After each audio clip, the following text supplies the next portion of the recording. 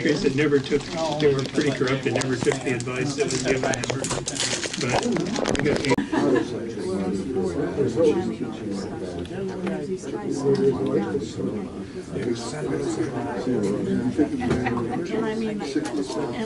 he's acted in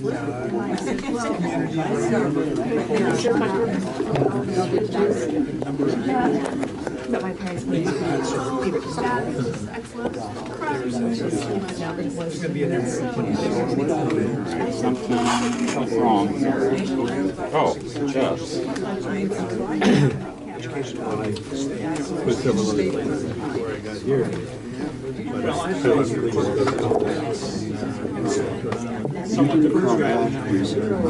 Whatever. I think California organizations make the change there. Very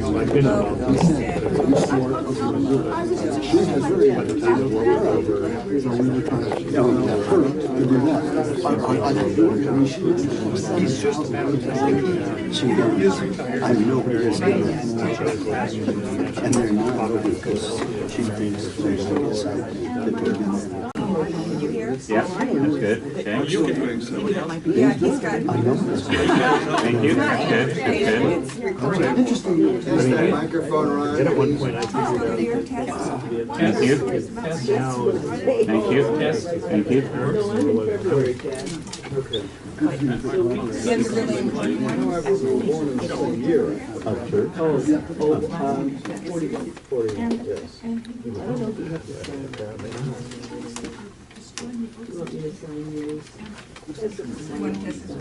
figuring we are witnesses on The main one. And now I'm going to become Yep. Thank you. there was a rally. Be the years. So we got 3 more. Bill, would you mind moving to the couch? Thank you. You got another chair? Huh? Or the one in the chair. Yeah, one in the chair. Yeah, you bet. We'll have 2 here and 1 there.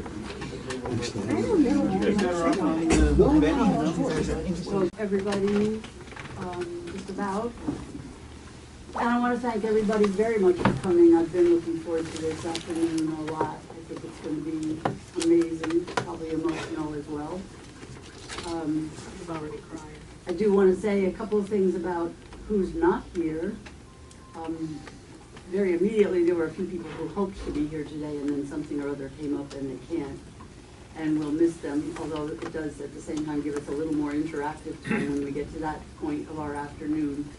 And then I know we're all missing people that we worked with, knew, and loved, who are not with us, not walking around on the planet anymore. I put a little list like that, thinking that I was going to forget people, and there's a marker by it so others can add. One of the things that prompted me into that, yes, Jack? Marianne, I was thinking before as I came here about 3 others who were the same age then that we are now. Stanley Belden and Harry Lyons and Floyd Ramp. Please write them up. Oh yes, both the ramps actually. No, Yes, Floyd please write and- them up when we have a break. One of the things that made me start thinking about who wasn't here is that when I thought about who was going to be here, I was distressed to find out that that women were not as well represented as I usually like to see women be. And when I started making that list, I think that list has a whole lot of women on it that were readers and people that we worked with very closely. The other thing that's obvious about this group is that it's a very white group. It hardly reflects how the piece groups, but it was not ever entirely white, and I just want us to remember that. I did try to contact people from communities of color. I wasn't successful in getting anybody here, but I remember when we had a peace center on West 8th, and that was shared by 3 organizations, and one of those 3 organizations was CORE, the Congress of Racial Equality. And I also remember one of the big San Francisco demonstrations a lot of people went to from Eugene, included a large contingent from the Black Student Union who marched in that demonstration with a big banner that said, "No Viet Cong ever called me nigger." So it wasn't ever all white. And of course, the people at the other end of the conflict were not white, just to bear that in mind. I wanted also to say a little bit about where what we're doing today fits into an overall set of things that Calc is trying to do. So we're very fortunate to have Dan willing to run a video camera, and then Spencer Barrett, who comes to us from Lane County Historical Museum as a volunteer. He's going to be shooting 3 hours of tape. We hope ultimately to have a product that's about a half an hour long that can be used in classrooms. So that's going to be quite a piece of work. And one of the reasons Stefan Ostrak is here, and Andy will join him in this, is to note down things that really should be in that final product. So that's one piece. On Sunday, Calc is going to be sponsoring in this church upstairs in the sanctuary a dramatic reading of the speech that King made on April 4th, 1967, a year to the day before he was murdered. He made that speech at Riverside Church under the auspices of clergy and laymen concerned about Vietnam. Stefan happens to have been there that day to hear that. So it's unfortunately a totally relevant and very powerful speech, and we'll be doing it, I think, in a powerful way under the direction of Carol Dennis, who's very good at that sort of thing. So I do encourage people to come to that and encourage other people that you know to attend that as well. Just a little bit further down the line, on May the 7th, Calc is going to be showing a film. More details you can get from Carol Van Houten, but the film is Fire in the Heartland. It's around Kent State. But again, it's not only the peace movement, it's also the civil rights movement on that campus and the interaction between the students of color and the white students on that campus. Very, very well done. And it was done by Daniel Miller, who is in the journalism school teaching film here at the University of Oregon. He was a student there at the time. The discussion after it will feature also a couple of people who were campus activists at Kent State during that time. We'll also be having an ad, like Calc always does, around Memorial Day in the Register Guard. We've already started planning two things further down the line. One of them is that on Veterans Day, with Veterans for Peace, we expect to be doing something that lifts up the voices of veterans, and our first initial thoughts about that are kind of countering the thanking the veteran as a way of shutting the veteran up. And so we'll be having, what do veterans want from us, especially peace-loving veterans? How can we be an ally to veterans? And then we'll be moving into 2016 when Calc will be celebrating 50 years since its founding in Eugene, initiated by Steve Deutsch when he first got here. So stay tuned for all of that. And again, I'm just really glad you're here, really glad that we're going to be preserving these stories, because guess what? Most of us have gray hair now, and we didn't think. I want to tell Carol that my daughter-in-law's mother was on the campus, on the Knoll at Kent State when that whole thing happened, and she lived here in Eugene. And what's her name? Fran Amos. So, Yeah, some close-ups. she lived in that I'll just big focus on house close-ups on so West you could 11. film as long as you get She and Al. their upper body and torso or further, and I'll just work on their close-up. Everything else. Don't you live behind Curtis? Yes. Yeah. Okay, well, her mother lives across. Sorry. Are you done? Yes, I'm done. Okay, great, So, great. let me just say a word about mechanics. So it's just, audio is very critical. So particularly when you're doing individual things, we want you to be, about just close to the mic so we get good audio. And we may move microphones around a little bit just to get the sight lines. Go ahead and have a seat, Margaret. Are you going to stay there? Yeah. Let's do this. I'm next. But you're going to move over there when you speak. So every speaker is going to speak from here. Yeah. So Margaret, I'm going to not do that. One of these has a longer cord than the other one. Which one is it? Yeah, you can come over here. do it now, Don, that'd be Then I was fumbling around. It's gonna take a little bit of time to get people up. Are you done, Dan? No, not quite. Just one more second here. Are you done explaining? I'm done explaining, yes. Okay, so I can start explaining. You can start explaining. All right. Well, my name is Margaret Halleck, and it's my great honor to be the moderator of the program today. It's just a wonderful group that Marion and Calc has gathered here. And as she said, the primary goal of this is to preserve the tremendous and wonderful and emotional and painful stories of the peace movement in Eugene during the time of the Vietnam War. So it's not a public event, but we are going to try to have a video account that will be lodged at the U of O collections, perhaps in the Lane County Historical Museum, and then a educational video.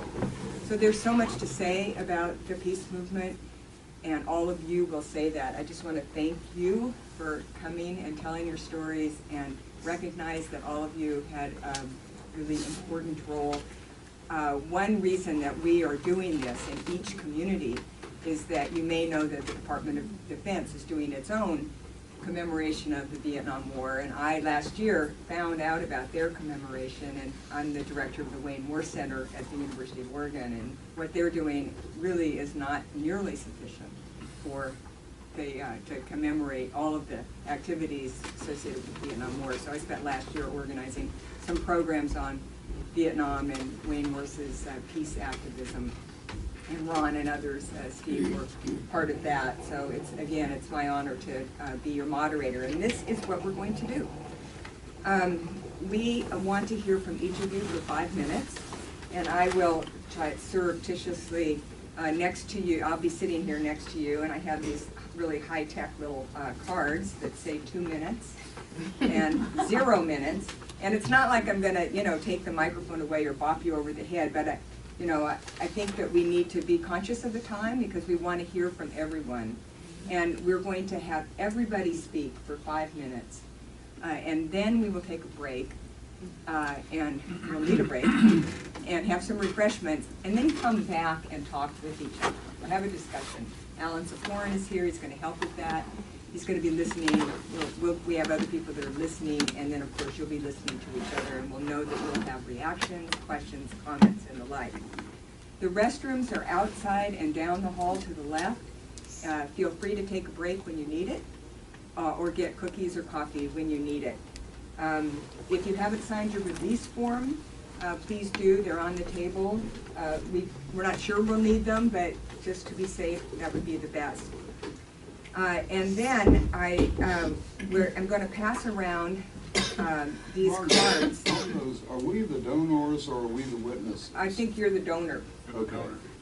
Good. If The sorry. statement says you're signing as a donor. So these are for your own note-taking, if you want to take notes on what, Jack or someone else said, so that you can remember it for the discussion period. So if you take 1 or 2 of these cards, this is nothing that we're gonna ask for or anything like that. It's just for your use. Dawn, we've asked Dawn to start, just kind of randomly, not completely randomly, Dawn. And he's going to model the 5-minute, the 5-minute talk. You didn't tell me how to model. You're on the runway now. She does have a feather to hit you on the head. Yeah, I do More have, than and I that. have these signals. So, are there any questions, or should Well, we? one thing I should add, if anybody wants to get up and go to the bathroom, they're going to be walking in front of that camera. Yes. So you probably should get up while we're changing speakers. Oh, of course, that's the other thing. So. Right. Yeah. All right, so Dawn's going to start, and then some of you have some time constraints. You may need to go, or you may want to get your part over with, or whatever. And if you feel like you want to be next, just stand up and come up here. Okay. And if no one feels like it, I'll just start calling people, or we'll go around the room. So we'll just work that out. It's a small group. So when it moves you to talk, please come up. It's going to take a little bit of, we have to get people in and out of here, but we want to do that as, in as smooth and quick a fashion as possible, so that we can get through the taping. Everybody, please be careful of the cords when you move. Yes. So, There are a few of them. Okay, and with that, Don Van Houten will introduce himself and tell us about his experience. I'm Don Van Houten. I'm a retired professor of sociology at the University of Oregon. We were asked to say something about when did we first become opposed to the war. I can't remember not being opposed to the war. I won't go into all the reasons to be opposed to it. I suspect we all share those. We could go on in length about that. I engaged in all kinds of activities in opposition, one of which was electoral politics. Not very successfully, though. I first helped elect LBJ in 1964 on the premises that Goldwater might win and escalate the war in Vietnam and possibly drop nuclear bombs. Of course, right after he was elected, he did in fact, LBJ was elected, he did in fact escalate the war, the troop levels dramatically. I then in 1972 was a treasurer for the Lane County McGovern campaign, which was an exciting but of course quite futile effort again. When I got to Eugene, Carol and I got here in fall of 1968, a remarkably eventful year, of course. We engaged in all kinds of things. Of course, marches. We even took our small children on those. Teach-ins at the university. I engaged in leafleting and seeing one other person here. I remember being arrested with him and others for having leafleted at Valley River Center, at which time it was not yet illegal to leaflet at Valley River. Later it became illegal to leaflet there. I don't know what was the most productive activities at that time. The most counterproductive, I'm absolutely convinced, were the acts of violence, and Eugene was full of them. We had bombings on campus. PLC, the largest faculty office building, was badly damaged with a bomb in the women's room in the basement. There was a small bomb at Johnson Hall. Many of you may have forgotten that. It didn't do a lot of damage, but there was one. That's when Central Administration was there, but I think also the Chancellor's office was there at that time. There was bombings at banks in Eugene. ROTC was burned. I think all those acts scared the populace, antagonized them. It just worked in the opposite direction of what we were trying to accomplish. One early morning, Steve may talk about this, Steve Deutsch got a call from President Clark of the university to come down to the student union to try to convince students not to engage in violence. So he and I at 3 a.m. went down to try to convince the students not to do that. You might have thought we were successful since there wasn't any violence that night, but I don't know that we had any effect whatsoever. All I remember clearest is a student yelling in my ear, "Are you with us or against us?" and doing it all night long. One of the things that was happening across the campus, across the country, was efforts by students to democratize the university and democratize course offerings, and that usually led to student-taught courses. I sponsored one of those on the University of Oregon campus in fall of 1970. It was called Critical Spirit. It looked at theorists, radical theorists like Marx and successors. And in the fall of that year, the FBI came to the department head of sociology and asked for the class list from that because they knew the name of a person who was in the class who did the bombing. They never said which of the bombings. The department head said, "No, I'm not going to give you the class list." He had called central administration. They said, "No, that's against policy." And further, why would you learn anything from a class list if you know the name of this person? After having been rejected there, they then went to central administration, who instead didn't ask how would this help. They got a news story from the FBI, which said it was an anonymous call. Somebody in that class knows who did the bombing. They, at that point, the president of the university, Clark, turned that class list over to the FBI. In January, early January, I and the department head wrote to the president, and then I leaked the whole story to the press. The president at that time claimed he'd gotten legal advice from his legal advisor about turning it over to the FBI.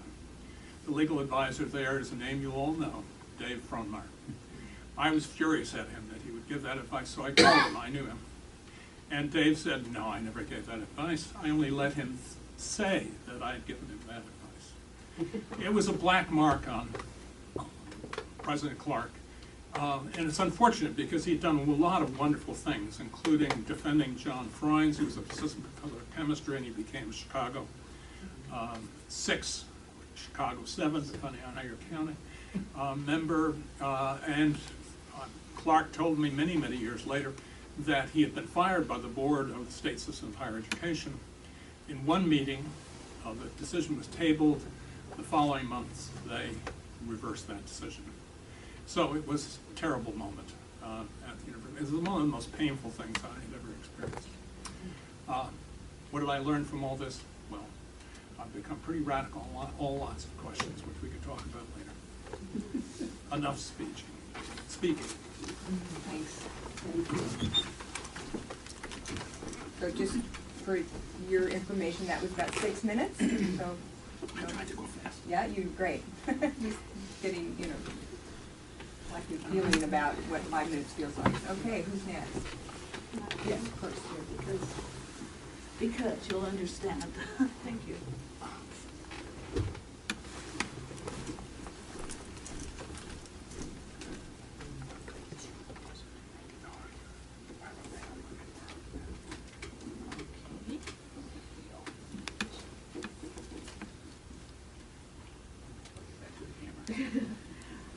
First of all, thank you for allowing me to come here. And I'm here because I came through the side door. I didn't come. Well, I came because I married Ken Violent. And I was like 18 years old and I was pregnant and we were living at his parents' house. And he was going to the University of Oregon and he would come home and we were eating the food that Chet worked for. And arguing over it was like being in the bunker residence, you know. A little nerve-wracking. Chet would go, so what are they teaching you at that university? How to be a communist? So it was kind of an intense time for the family. And my parents also were not in favor. They thought it was all horrible. So basically, he started getting involved in the Citizens for a Sane Foreign Policy and doing all these different things. He was really, really into it. And his whole line was, well, if you want to help, you can watch the kids because we're going to do the important stuff, which was Marion and so that was my role, was to take care of the kids while the other, until Marion called me one day and said, what's going on here? And I said, well, you know, so, you know, and he wasn't a chauvinist. I mean, you know, you could never call Ken a chauvinist for that kind of an attitude. So, but through all this, I did get involved, and I got involved in the women's movement, and ended up with lifelong friends like Ellen and Jack Maddox, and Marion and Stefan, and just a mirage of people that have supported us over the years, and we need a lot of support. So anyway, it was a matter of back then we'd have these meetings, mimeograph flyers, stuffing envelopes, licking stamps, and doing the mailings. You had to lick the stamps back then. And I want to honor Dorothy Leeper and Margaret Runkle and Catherine Lawrence and I can't remember the anyway, Dorothy Leeper ran for Congress against John Dellenbach. And Bob Leeper, her husband, stood on the corner of Agate and Franklin with a sign in his sweet little overcoat and his hat that said, "Take my wife, please."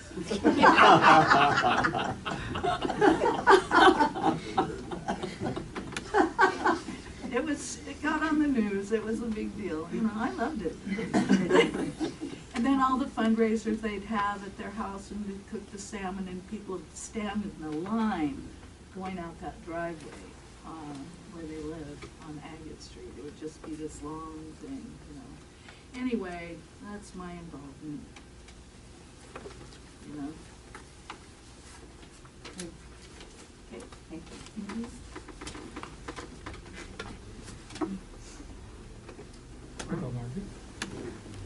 part to get it out of the way, and part because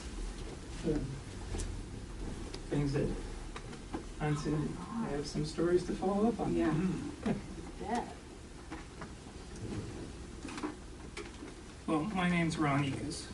I was editor of the Oregon Daily Emerald in 1968-69 and student body president in 1970-71. I think it's good to start out with a couple of perspectives in talking about everything that happened. One is that the anti-war movement was not a monolithic movement. There were a lot of different organizations, a lot of different factions. There were community activists, there were campus activists, sometimes in sync, sometimes not. A lot of times, a lot of big arguments over strategies, tactics, and results. The other thing is that it wasn't just an anti-war movement, and that was alluded to before. There was a lot going on. There was a civil rights movement, there was the war on poverty, there was a student rights movement, and it all kind of came together in a period of time. It was a period of change, and it was a period of change in which being an activist in and of itself made you a radical. I didn't start the University of Oregon to be a radical. I started the University of Oregon to be a sports reporter. And I worked for the Oregon Daily Emerald as a sports reporter, moved to news, into the editorial page, and then eventually became editor. And then in 1968 in the summer, I'm working on the Omaha World Herald in an internship, watching the Democratic National Convention and the Prague Spring. And when I came back to campus, after the convention, the attitude in campus had definitely changed. The atmosphere had definitely changed. There's a lot of activity, but this was face-to-face activity and sometimes in-your-face activity, and a lot of organizing and a lot of tension. It was also when Martin Luther King and Robert Kennedy, it had been shot before. But still, I'm chronicling this, working for the Oregon and the Oregon Daily Emerald. I'm not an activist. I'm not a participant. In fact, my first overt activity was a sit-in, sleep-in actually, in the porch of Johnson Hall, a group of students demonstrating to get a student's participation in the selection of a new president. Later that summer, it turned out that Charles Johnson, under a lot of pressure from the board and everything happening on campus, ended up being killed in an auto accident. And it sort of, sadly, it might be a little time to take some pressure off, but there was no time to take pressure off. I still hadn't finished school, so I went from being from the Emerald to being an assistant with Kip Morgan in his student body presidency. And then Kent State in Cambodia happened. And I decided to run for student body president, teaming up with another assistant, Mike Commit. Kind of the irony here is that we decided we didn't want to run against each other, so we decided who was going to be student body president by a flip of the coin. But it was an intense time and one of the most contested elections and one of the highest turnouts. But I got elected in the middle of the student strike after we had taken over the student union.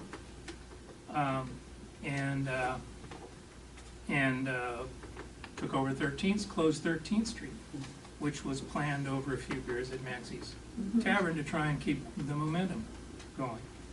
I remember a lot of other things in that year. I remember the bombing at PLC, and I actually got called to the FBI office. They had an anonymous letter that said I knew something. I told them I didn't, and if I did, I'd tell them, but that they ought to consider it might have easily been some right-wing fanatics as opposed to anti-war protesters that did the bomb. During the summer before, I had been part of the National Student Association, and we voted to send a delegation of students to South Vietnam to meet with South Vietnamese students. Sometime in November, John Freunds comes into my office and says, "Do you want to go to North Vietnam?" So I participated in a trip to North Vietnam because the South Vietnamese wouldn't let us into South Vietnam. The end result of that, though, was the People's Peace Treaty, which we brought back and was used as an organizing tool. I remember at one point, I think we were organizing a march down to the city council to support them voting for it. And we were told, or I was told, that we should not go ahead with the march, that we would be arrested because there had been other demonstrations that had created confrontations with police. we went ahead anyway, and we had a very peaceful march down to the city council, and I believe they eventually did pass that resolution. I recall the Student Faculty Coalition, another tactic, another strategy, and giving me 50,000 signed petitions that I could give to we gave to Senator Mark Hatfield in a big rally. And I look back on those times, and I've tried at times to try and explain it to people, and it's really hard. I remember going to a class of the son of a friend of mine years later to talk about Vietnam. And all I could do is I look at one student and I said, all right, imagine that you get to go to college. Imagine that your best friend doesn't and gets drafted. Imagine if you're a woman that your brother is on the verge of getting drafted. Imagine that your parents might disown you because you oppose the war. Imagine that you've learned that the government has lied to you. Imagine that you are seeing pictures of the war and you are seeing people who have been napalmed. And that you've seen people the result of cluster bombs. And imagine what it would be like if you were called a traitor. Now imagine veterans coming back from that war, and all of a sudden, when you're told you're unpatriotic, you have veterans saying, I'm against the war. And I don't think the movement really took off. I think we had more losses than victories. What we did was mobilize people and change opinions. And I think one of the biggest things that happened was when the veterans came back and said, we're against the war too. The other thing that I want to add is that a really important thing was the interfaith council and the interfaith efforts that went on. Because this meant that this was a moral issue. So when you had the veterans and you had the religious faiths saying this war is wrong, that gave you the kinds of things you needed to continue the organizing and continue the movement. Thank you. I think I probably should go next since Ron and I are sort of contemporaries.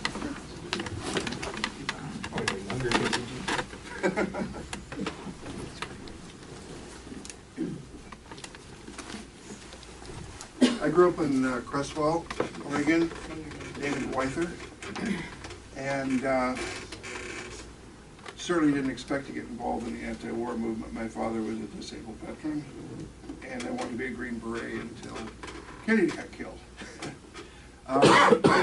Came to the University of Oregon with goals of making the Olympic team and getting a PhD in either economics or history. But along the way, I came to the conclusion that the war was a very, very bad idea, and the only way to stop the war was to end the draft. So, and I'm going to use the word I a bunch of times, but it's actually a fairly good-sized group of which were somewhat interchangeable. So the first thing I did was file a conscience objector claim, and then I refused my student deferment.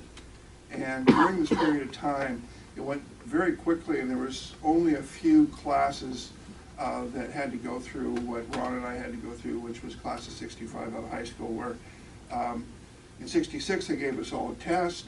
Those who got less than a 70 got drafted. Then it was grades, then it was end of graduate student deferments. Each year, eventually they went to a lottery, which is a little more equitable, but there were still many ways out of the draft. Then I helped form a draft information center to provide the rules and regs to students so that they could avoid the draft using various bureaucratic trickery, I guess you could call it. Clinton is a perfect example of somebody who did it right, politically, as it turns out. So along the way, a lot of things happened. I was involved in a set-in at the draft board in 1967 after picketing. Out of that, all of us got arrested, and we sort of, that group became some of the leaders of the anti-war and anti-draft movement. Kip Morgan joined our anti-graft group. The first thing that we did of any scale in Eugene was we hung a 28-foot long, 6-foot high sign that said Vietnam in red letters on Christmas Eve of 1967 from the cross. Unfortunately, it got smashed down by the police, and so nobody ever saw it. But the idea was when people got up for Christmas, they'd see Vietnam in these big red letters. So each way along the way, things would escalate in terms of what we were doing and in terms of what the war was doing. In the summer of '68, for example, my friends and I were on the front lines of the Chicago demonstrations. And Ron was absolutely right. It changed, the whole tone changed after the police riot that we went through. Refused induction in 1968 in October with a group, and we chained ourselves to the front of the draft bus. Kip took one wheel, I took the other, and then a woman named Marla Vanderwater was our spokesperson and did that sort of thing. Of course, the draft, they switched buses on us. We had 500 people at the Greyhound Depot, and we did what we did in front of the draft station. After that, we came up with the idea of arresting our draft boards for attempting to force us to commit war crimes. I know it's a stretch, but we couldn't get arrested. We kept trying, and so I didn't get arrested for refusing induction. I had too good a CO claim. Anyway, so Kip wrote up the indictment. I have a 20-page brochure that became a collage at that tofu and tie-dye thing that they had at the fairgrounds. Yeah, I got a lot of wall space out of this thing that I came up with in about a week, way back in '69. Anyway, so Kip wrote up an indictment. I organized the court. We went to Roseburg, Oregon, walked in and said they were under arrest. Kip started reading the indictment, and my friend Blaine started discussing possible defenses. I brought the jury in. A policeman showed up, so we never got a chance to finish the indictment because I made a deal. We made our point. You know, they were just doing their jobs. That was so much fun. We did the Eugene draft board the next week. In the middle of that, the fellow who had, as it turns out, had stopped me from getting my conscious objector rating, got up from the table and physically attacked Kip. Turned red. He was about 70 years old at the time. I was afraid he was going to have a heart attack, and so I adjourned at that point. The closest we came to an actual trial was a week later. The Navy recruiters, and we found him not guilty by reason of insanity. But out of all of that, we finally got arrested. There was a group that was sort of known as the Eugene 7. And Kip and I were kind of the leaders of it. And then while we were out on bail, we elected him student body president. I'm sure he has the NCAA record for being out on bail for 7 felonies, many of them not very nice. I don't have time to go into all the details.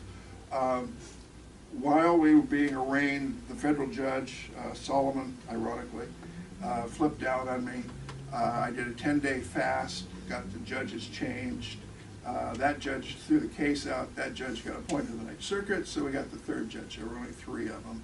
And then he turned out to be a good trial judge. While I was fasting, I came up with the idea of Kubduga Bookstore. I don't know how many people remember that store, bookstore backwards. And that sort of kept me out of trouble for the summer at least. And then my brother, while he was buying books in San Francisco, got the original Rolling Stone distribution for the United States for bookstores. So at one point we had 400 accounts across the country. I was still out of bail. You normally don't start a business when you're out of bail, from what I've been told. But we were so young, we didn't know any better. And then eventually I had to go serve my time. And we were supposed to go over to the coast and plant trees. The guy in charge of that didn't like our file, so I went to Lompoc Federal Correctional. I was supposed to be there 18 months, which would have got me back in time to file for city council, which is something I intended to do. But Lieutenant Calley got convicted of war crimes, so our case had some sort of validity to it, and we got out early. In the process of trying to convince a judge to let us out early, my cousin, who had been drafted because he took a health class and dropped him from 12 credit hours to 11, who got shot in Vietnam because he took a health class, unfortunately, stormed into the judge's office and yelled at the federal judge. You'd be surprised how much time you get now for doing it. But he got away with it. And so it was just a whole different era. It's kind of really hard to explain. And so many different things are going on simultaneously, and so many people were involved, either part-time or full-time or more than full-time. And I did run for city council, and at the end of the campaign, Ed Fadley was able to get my conviction set aside. So I thought I was home free at that point. Turns out the FBI didn't take it off my record. I got fired a whole series of times for 20 years, until finally somebody showed me my rap sheet. And I got the paperwork together.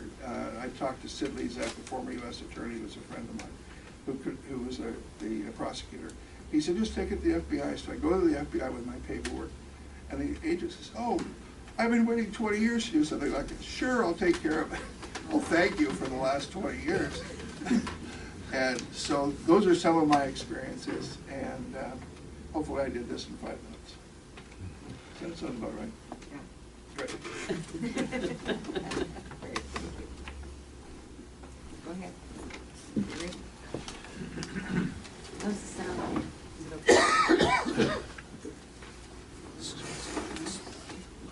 My name's Gary Tepfer, and I want to thank the people who organized this. I think it's a great idea. And some of the things I'll talk about will actually tie into some of the other comments people have made.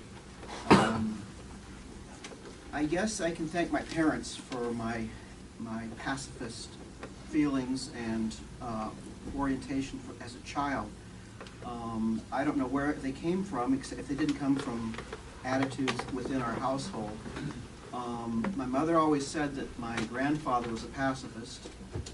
He left Germany as a 15-year-old so he wouldn't have to serve in the army. And I suppose that was a model for me. And I took it very seriously from a very early age. I remember getting thrown out of class in the 7th grade at Roosevelt Junior High School, arguing with the teacher about Vietnam. It was 1963. No, 62, yeah, 63.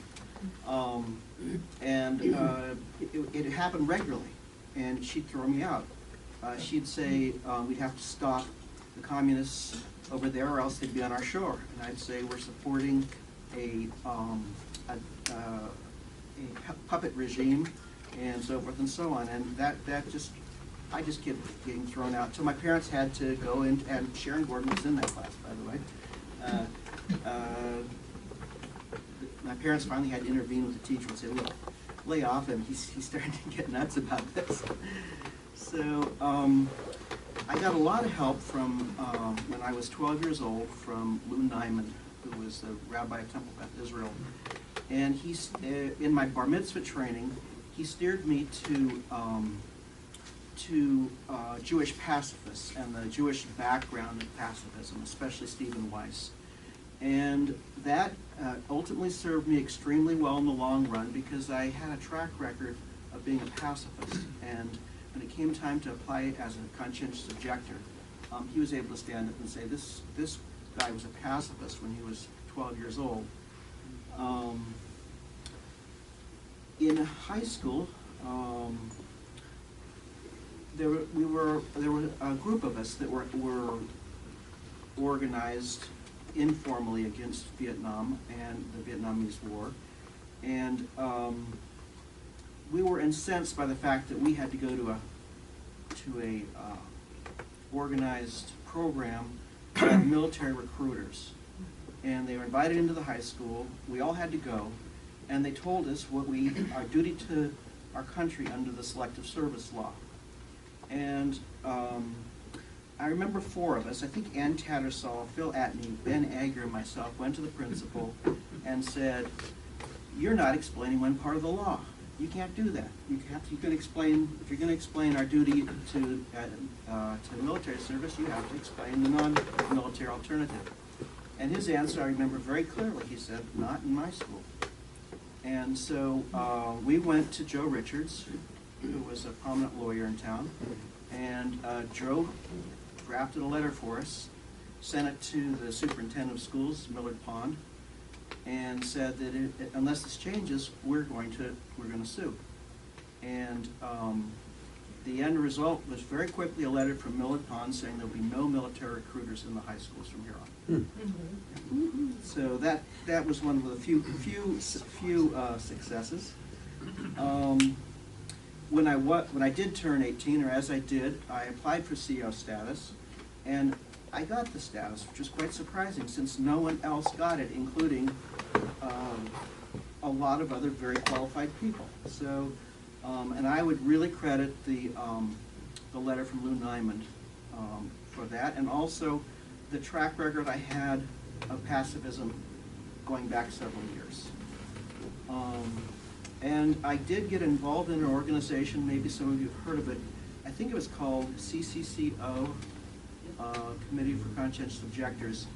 And the purpose of that was to promote education about non-military option, and then sitting down with people that wanted to apply to be conscientious objectors and to help them with their case. So we did that for several years, and quite a few of these people we were dealing with were people that just got the word they're going to be drafted. And it was kind of too late for them because at that moment their chances weren't good, but we tried. Another thing I got involved with was an organization that tried to keep demonstrations and peace rallies from going violent. And I think what provoked this, or what prompted this, was the burning of the ROTC building.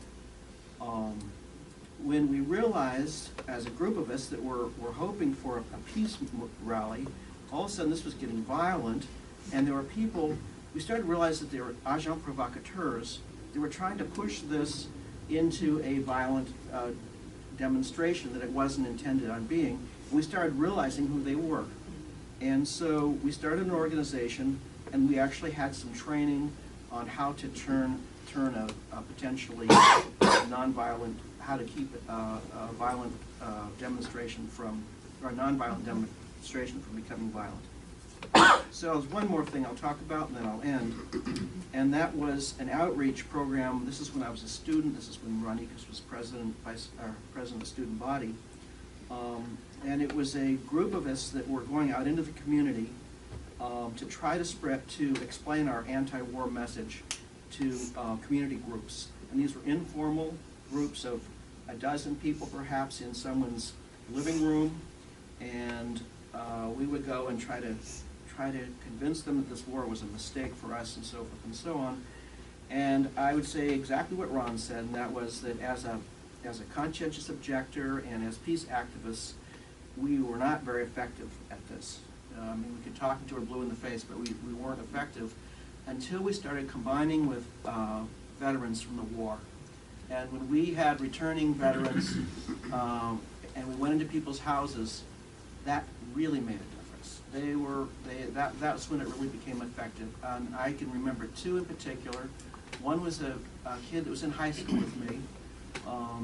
And I don't know if we should be mentioning names, probably not. I think I'll leave his name off. I remember him saying at age 17 he couldn't wait to join the Army and shoot goods. And he went to Vietnam, he was disillusioned, came back, and he was one of our very best people. Because he could go into these living rooms and he could say how bad the war was and how bad what we were doing was, in a way that people could understand. And a second one was a sergeant who had been in Vietnam, and he was a black Jew from Trinidad, I remember that part, and he was spellbinding also. He was so convincing. So that's the piece I wanted to mention.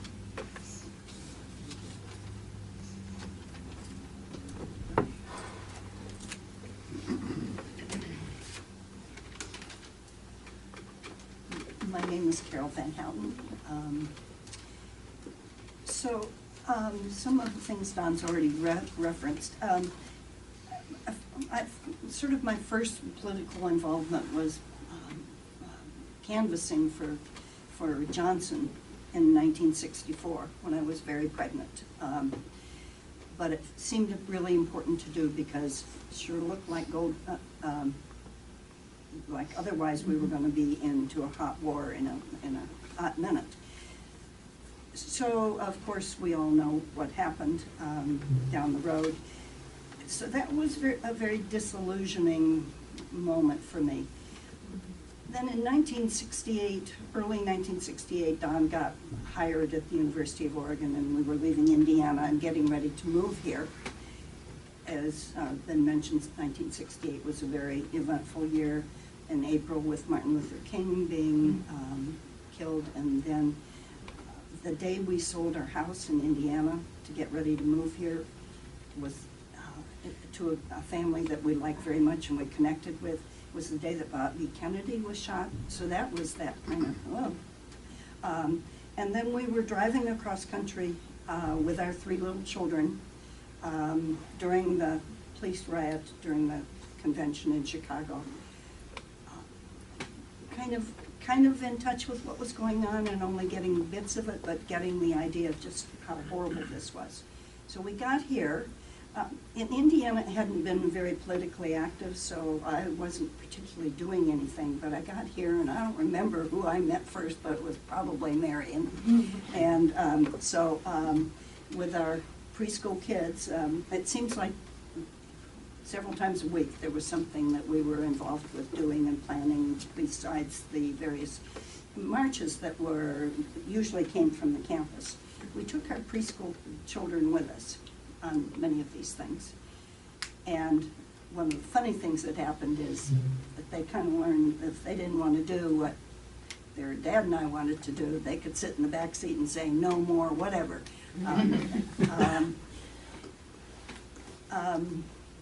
That was also a time when, of course, the war was on TV, on the regular news, because the reporters had access to what was really happening.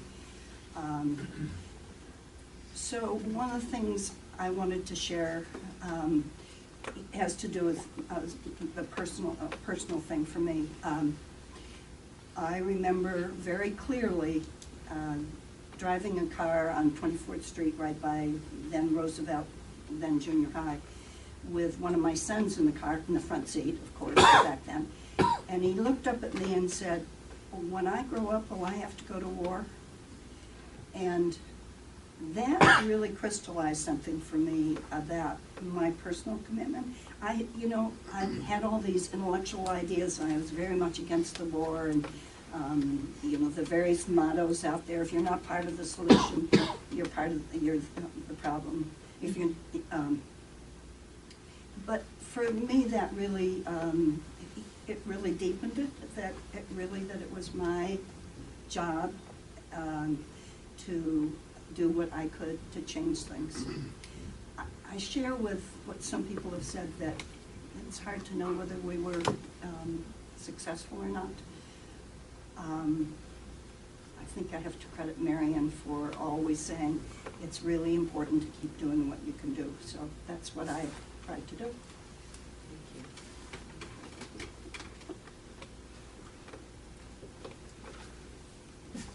Dennis, do you want to go? Because you have to leave.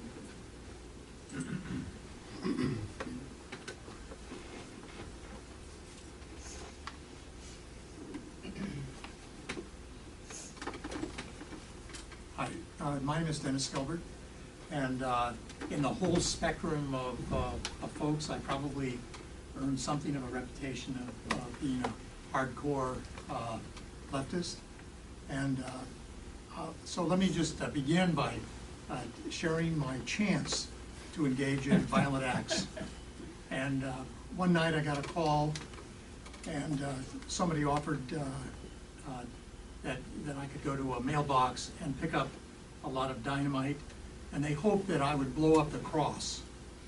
And frankly, I thought it was the FBI who had regularly called my wife over the years to try to get her to testify against her parents, which was sort of a non-issue. It was just harassment.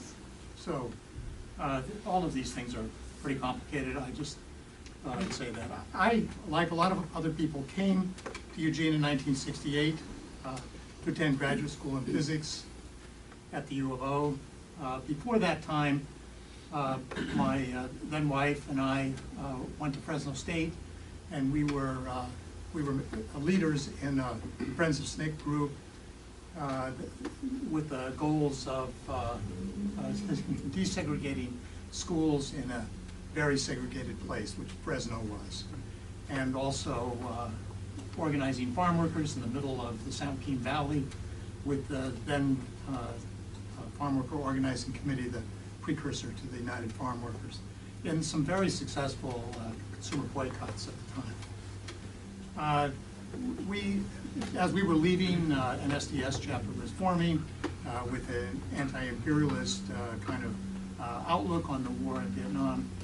But I was accepted at UCSB in Santa Barbara, and I stayed there for about a year, but frankly, my heart was in political activism, and the physics department there recognized it, and so I searched for another thing to do, and I ended up applying to U of O with the thought that I would both be a serious activist and a serious physics student, both, and get through school, and then allow my wife, who was also a leader in her own right and a person of color, to have her shot at school, which she eventually did. So when we came here, that was a year when the country really did change, as other people were saying. It was just remarkable. At Santa Barbara, this is one of the many things I was going to leave out, but Wayne Morse spoke at UCSB, and the reception was just wild, and it was deep, and Morse, you could see, oh, I can't believe it. Okay, he was taken back by it. He was shocked. He could see, he was in this uphill fight, and all of a sudden, that's what it was. I'll tell you how I got involved, which I think is really important. When I came here, I saw the anti-draft work, I saw just anti-war activism, and I also saw these student anti-war activists connected with the labor movement in really amazing ways. And I attended one big rally, and Ken Byland was there, right? Doesn't surprise me. The president of, he was the president of the Labor Council at the time, and he gave this roaring speech, really a union organizing speech, saying, you students, you need to organize a union to stop the war. And that's the call that I took up, and built my activity around that. And that activity was pushed the boundaries of thinking. We said, look, students, we shouldn't just be opposed to the policy and uniting with people that oppose the policy. We should be in solidarity with people who were opposing the implementation of that policy, and that meant solidarity with the people in Vietnam fighting against U.S. forces.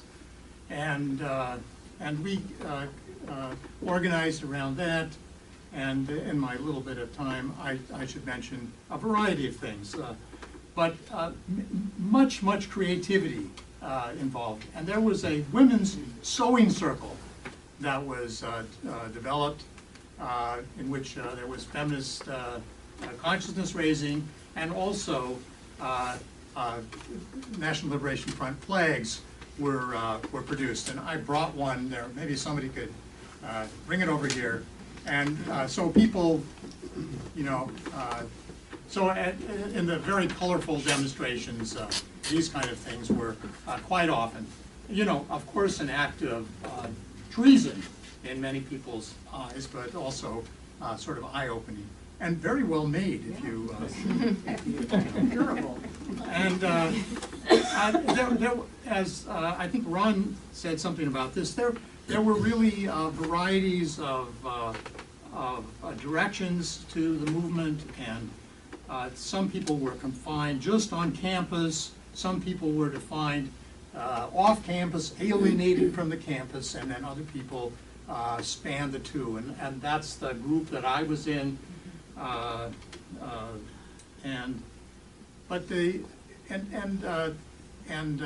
Eugene had this reputation of being the Berkeley of the Northwest, but we played a different role than Berkeley did, because as soon as people got active here, the reigning radical dogma was that you needed to go to the big cities. And so activists would be sort of built here, and they would go to Seattle, or most likely San Francisco, Oakland, or LA, or San Diego, or sometimes Chicago and New York.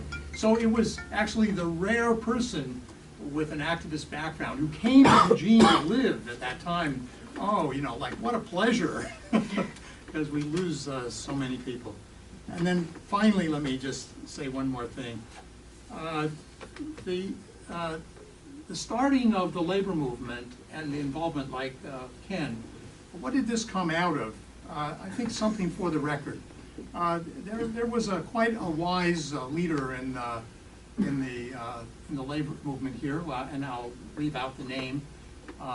But he was putting out a newsletter, an anti-war newsletter, and basically, given the spirit of the times, the Building Trades Council, of which he was a part of, from Portland, came down and told him, "We're going to kill you if you don't stop that." It was just like that. That was a reflection of the raw, you know, of what was going on in this country, and I don't think we should be really ignoring that. You know, people were assassinated. You know, Fred Hampton and Mark Clark, and a number of people like that. And I guess maybe I'll save my other comments for later. Thank you. Thanks, Ken.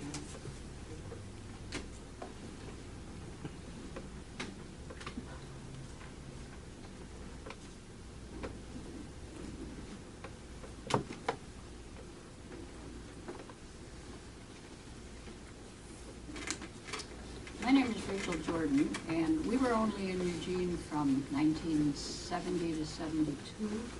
So my anti-war opposition started a lot before that and continued afterwards. I came by it honestly. My father voted for Norman Thomas at least 4 times.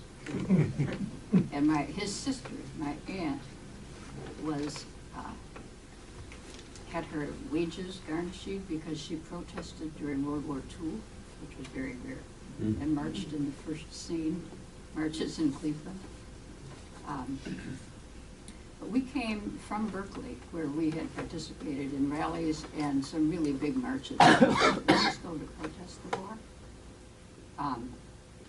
We came here, my husband was working on his doctorate at the U of O, and I was home with 3 small children, taking care of my children. Somewhere along the line, I met Marion, who got me away from my home. And through her, I became involved with the Women's International League for Peace and Freedom, which was a real important group in Eugene at that time in the anti-war movement. We held at least weekly vigils downtown and some marches through downtown Eugene. And I almost always took my children. I called my daughter, my oldest daughter. I thought she might remember something. She said, "I remember being in a plaza and handing out flyers." She said it was really fun, but I had no idea what I was doing. But they caught on eventually. There was one traveling exhibit we set up that really moved me, and it was paintings by children from Laos, and it was paintings of their view of the world. They were living in caves to protect them from U.S. bombing, and their view of the world was a sky full of planes and bombs. And I remember being angry because so many people passed by and didn't even bother to look at it. And I wanted to say, pay attention, this is important. It was very important to me to have an outlet to express my opposition to the war, and through Marion and the Women's International League. I could do that, and I don't know how effective we were, but I still feel it was important. And it was very satisfying being with a group of dedicated people every week, always doing something. I did compose a few letters to the editor, but I don't think any of them were published. Then I contacted my congressmen and other officials, which I continue to do. Who knows if that does any good. My feelings about the war at that time were based on the evil I saw my country doing to a small country that was trying to shake off all traces of colonialism, and had been for years,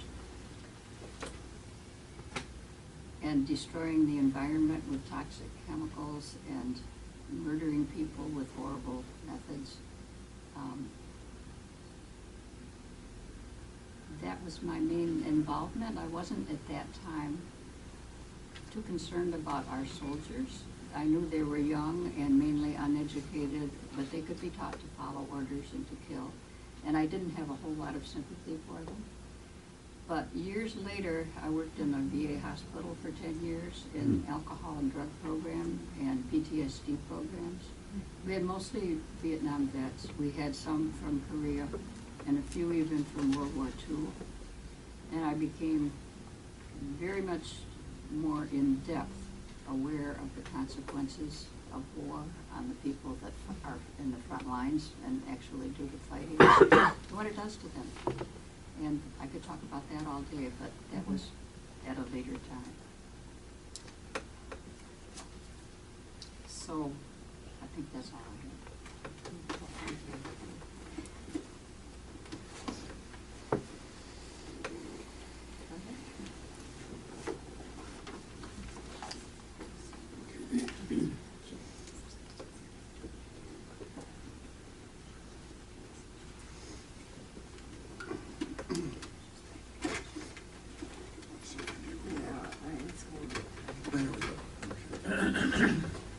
Read out at 5 minutes at home. Let's see what it does now. Okay. I am Bill Cadbury, Professor Emeritus of English at the University of Oregon, where I went to work in 1961 and retired in 1992. I was here then for the whole of the war, except that in 1965-6, I was at Fisk University in Nashville. And in 1968-9, I had a fellowship in linguistics at MIT, where I could observe and learn from Noam Chomsky's never slacking off on his teaching and research, while at the same time being among the leaders of the Boston area anti-war movement. Many academics in those years lost that balance and surely have to be counted as casualties of the war. I take the project here to be to see if after all this time the meaning of the various turbulent events has snapped into focus, but I must say that the events themselves glimmer out only fitfully from the fog of war. There is a clear contrast with the opening state when I got here, 1961, you see, which is somewhat earlier than the years that people have been talking about so far. The UO at that time was a party school of 6,000 students, politically deeply conservative. Activism amounted to, one, Vic Saban's admirable but quixotic one-man campaign to save the college side inn. Everybody remembers that. Two, the antiphonal reading of Ginsberg's Howl to protest free speech and firing. Someone was very involved in that. Three, Arthur Fleming's permitting Gus Hall to come and be laughed out at Hayward Field. And four, some small but intense protests against housing discrimination against blacks, honchoed by CORE. Honor, if memory serves, goes to Clyde DeBerry and Jim Konosky, as I remember for that. Of course, we all were thinking about race in those years, more on a national than a local level. That's why I went to Fisk, there at the tail end of the first phase of the civil rights struggle. Johnson signed the Voting Rights Act as I arrived in Nashville. James Meredith was marching across Mississippi as I drove back in 1956. In Nashville, we did various protest marches on the civil rights front, but I remember taking a substantial group of Fisk students to a teach-in against the war at Vanderbilt, though I didn't have the maturity or organizational skills to follow up, and that was the only time I remember Fisk-Vanderbilt interaction, if a block of black faces in a sea of white could be called interaction. But it felt to me back in Eugene, and feels now looking back on it, as if everything changed in that year. Of course, for me, with a new African-American wife, race continued to be a main concern, as it was in Eugene as a whole. This, after all, is the time of the Black Panthers. But in some ways, the war in Vietnam underlay it and everything else. University governance, curricular reform, sex, drugs, rock and roll. There was something holistic, although also pathetic, about my film students and I doing some kind of guerrilla theater routine outside PLC in response to the shootings at Kent State and Jackson State. We brandished our copies and quoted from Mao's Little Red Book, as we had learned to do from Godard's La Chinoise, which we completely misunderstood. A scene which would have been completely inconceivable in 1962. I was not a honcho of the Eugene anti-war movement per se, in the way I was a honcho in the sanctuary movement 15 years later. But here again, there's linkage.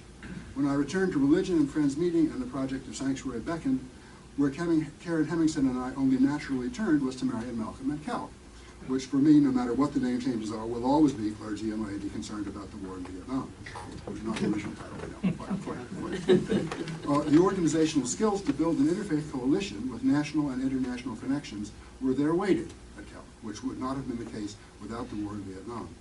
In the best possible way, for once we can say what goes around comes around. It's amazing how unrecoverable specific moments of anti-war action are for me. Doing a presentation at some church, though I was no expert, a good number of marches downtown carrying signs and chanting, more teach-ins and the like at the Herb, of which I was observer, not presenter. The most memorable scene that comes to the surface was in that court at one of the moratorium days. I picture it with candles, though maybe not. Someone slowly read the list of UO students killed in Vietnam, and for each name those who had known the person were to rise and remain standing. By the end of the list, an astounding number of people were standing there, and it brought home to me, like nothing else, the personal cost of the war. Though even here, a certain irony intrudes. We were not at that point reading the names of Vietnamese dead. A general lesson, General Washington said that men act from their interests and their passions, and I think both have to be involved for a mass movement like the anti-war movement, or the American Revolution, to succeed. If not for the draft and for the quite real prospect of being sent off against one's will to die in Vietnam, the passions of the nation, especially of its youth, would not have been engaged. And you can't do it again unless everyone, or huge numbers at least, feel their own ox to be seriously gory. The passions of the virtuous are mighty, maybe even necessary, but insufficient. For climate change, for somewhat limited wars of aggression in countries far away, for the unattractive dominance of gated communities, such as the one our own district attorney lives in, and the other antics of the 1%, for the revelation of the police as an occupying power in the lives of the 10% who are of color, not a chance. The mighty are clever and will prevail. I no longer take solace in Che Guevara's saying, struggle and defeat, struggle and defeat, struggle and defeat, on to victory. Sorry to be negative, but somebody's got to be sometime.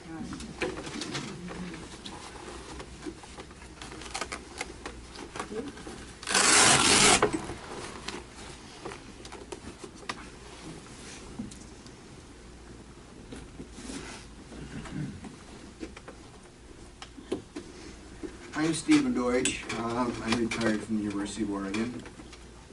My background was different from most people in this room. I grew up as a boy in the Religious Society of Friends, Quakers, as a conscientious objector. My case came up during the Korean War. In 1964, my young family and I were living in Cleveland, Ohio. And our first protest against the Vietnam War was with my faculty colleague, famous baby doctor Benjamin Spock. And in the spring of 1964, there were very few pieces of information about Vietnam out there. But there were people in the Friends meeting, and Ben Spock and a few others, who were better informed and recognizing that things were brewing in a way that was very distressing. And so Beth Deutsch and our two little children, and I'm sorry I lost my wife recently. Forgive me.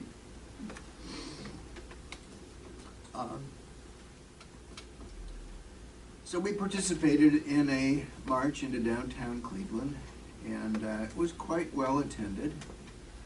And the majority of the people outside the media really were asking the question, well, what's going on in Vietnam? Why are you marching? What's the protest? What's going on? Most Americans at that time had no concept of what was really going on. There was some American military there. And of course, by August of 1964, that really changed with the Tonkin Bay Resolution and the heroism of Wayne Morris and Ernest Greening, the two United States senators to oppose that that resolution. By the next spring of 1965, I was part of a National Quaker American Friends Service Committee delegation to go to Washington and lobby against the war in Vietnam. And that was the first time I met Wayne Morris personally. And let me tell you, for those of you who never had the pleasure of meeting, he was a powerful dynamo of incredible integrity, incredible intelligence, and blessedly courageous. He stood there in the spring of 1965 really saying what needed to be said in a unique way. He had liaisons with friends of his in the Pentagon and in the State Department, and then he would come out and hold a press conference and talk about these people who were running a preemptive war against Vietnam to go against China now before it got any stronger. So meeting Wayne Morris for me was incredible. I didn't know where Oregon was, but I, was out there. But he was truly inspirational. That was also the time in which I joined. I was then clerk of a Quaker meeting, and I joined with clergy in the Cleveland area as part of a national organization called Clergy and a Lady Concerned About Vietnam. And it was a very powerful expression for me of relating to the religious community, not my own, but going out to churches all over Northeast Ohio and speaking about the war in Vietnam. In a very short period of time, unplanned, unexpected totally, I was invited to consider a job at the University of Oregon, and Beth was taken by Eugene, and we moved here with our young children. In August 1966, and the first thing that greeted us as we arrived was Hubert Humphrey speaking at the University of Oregon, and within days of my arrival, I was being recruited to be part of a teach-in speaking against the war in Vietnam, and Hubert Humphrey in particular. I was given the name of 3 clergy in the Eugene community and said, good luck, brother, see if you can get a Calc chapter started in Eugene. And so I did really take that very, very seriously, along with Beth Deutsch, who was all very involved in the Women's International League for Peace and Freedom and other things. And we got a Calc chapter started in Eugene, and it's wonderful that almost a half a century later, Calc, as we know it, still is active. And I honor everybody in this room, and I particularly, I think, honor the younger ones in this room, because you were the ones in a different kind of courage standing up against what was there for Vietnam. I wasn't that much older, but significantly older than those of you who were students who are putting yourselves in jeopardy in terms of being eligible for the draft and all the things that came of it. And I honor you and I respect you immensely. Arriving here in 1966 was amazing. Charlie Porter was running for Congress. Hatfield was running for the United States Senate.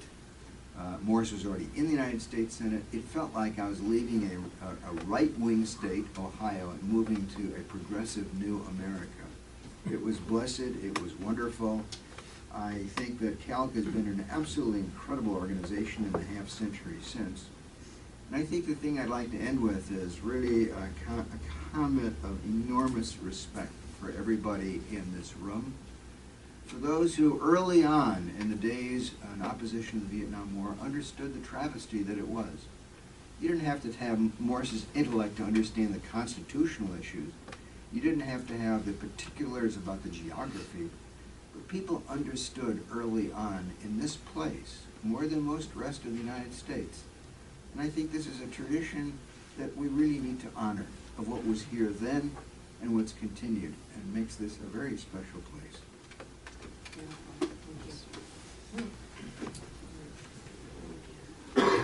Helen?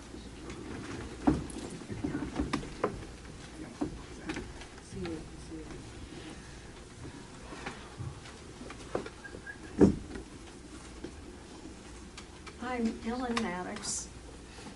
Jack and I came here also in '66.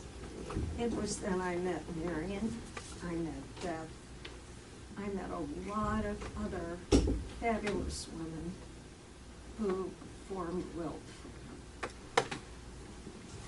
We came here and did not know if Jack would get his deferral, because he made the mistake of getting his doctorate in 3 years when he was only 25. So it was scary when we came out with the few possessions we had from graduate school and me pregnant with our first child. But it was also liberating because we left the South, where we were arrested in civil rights demonstrations, where we both had conditional sentences. Jack, being a native Southerner, had a 6-month conditional sentence.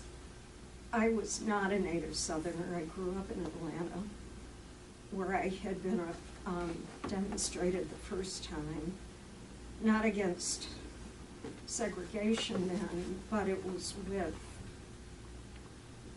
with people from Martin Luther King's office against the Cuban Missile Crisis.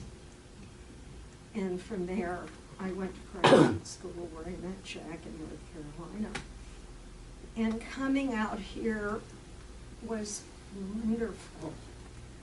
It was so liberating politically after being in the South.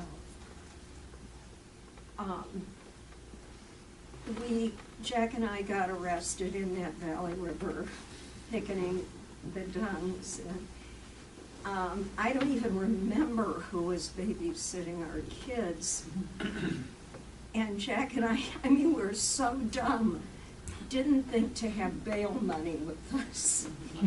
But somebody had cash and got us out. It was a very intense time, but it was a time when you felt surrounded by people who cared, people who had broader concerns than what I so frequently see today among students, among the general society. Maybe it was coming out of the being involved in civil rights, coming here and immediately being involved in the anti-war movement. I have always said that is what saved me, because I would have been so alone. Jack was on campus. I was a young pregnant woman who knew nobody. But the people I met were probably the finest people I will ever know in my life, particularly Beth Deutsch.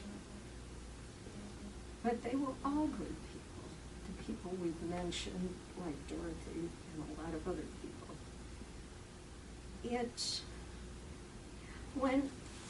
Our kids, particularly our son, knew nothing else because the anti-war movement consumed my life. When we were in Washington, D.C. for what was known as the last coming of Richard Nixon, we happened to be nearby in Chapel Hill, so we came up for the counter-inauguration, which was to be the last demonstration against the war. Our son, who was then 6 years old, said, "Mommy, it can't be the last demonstration against the war. There's always been a war in Vietnam." It's all he knew. I came to the vigil 4 days before he was born, and everybody left the vigil and moved us into a rented house from our two folks, because it was our society and we took care of each other. Follow up. Would you like me? Okay. Kind of makes sense. And then Debbie, and then Dick. I had not planned to speak till later, but Oh, okay, well, we don't have to. I'm here. Okay. On the day that we're recording, Say your name. I'm Jack Maddox. I'm a retired history professor. I'm with Ellen. On the day that we're recording these, The University of Oregon campus is blanketed with posters for Vietnam Night. The kids, young Vietnamese people who are putting out these posters in the Vietnamese Students Association have chosen as their theme a reminiscent once upon a time. And from the pictures that are on the posters, it's evident that the time that they think of as formative for their identity is probably sometime during the Lei Dynasty, hundreds of years ago. You know, comparing and contrasting this with the perspectives that we are bringing to this, where we're looking really at only 50 years or a little less back. Yes, I, like Ellen, came here in 1966, not at all welcoming leaving the South. There are many things I like better about the South. But I had been part of different socialist movements from about 1962 in college.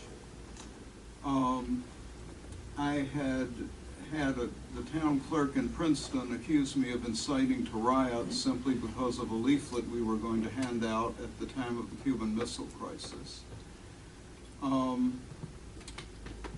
Had been involved in quite a number of radical activities, academic and activist.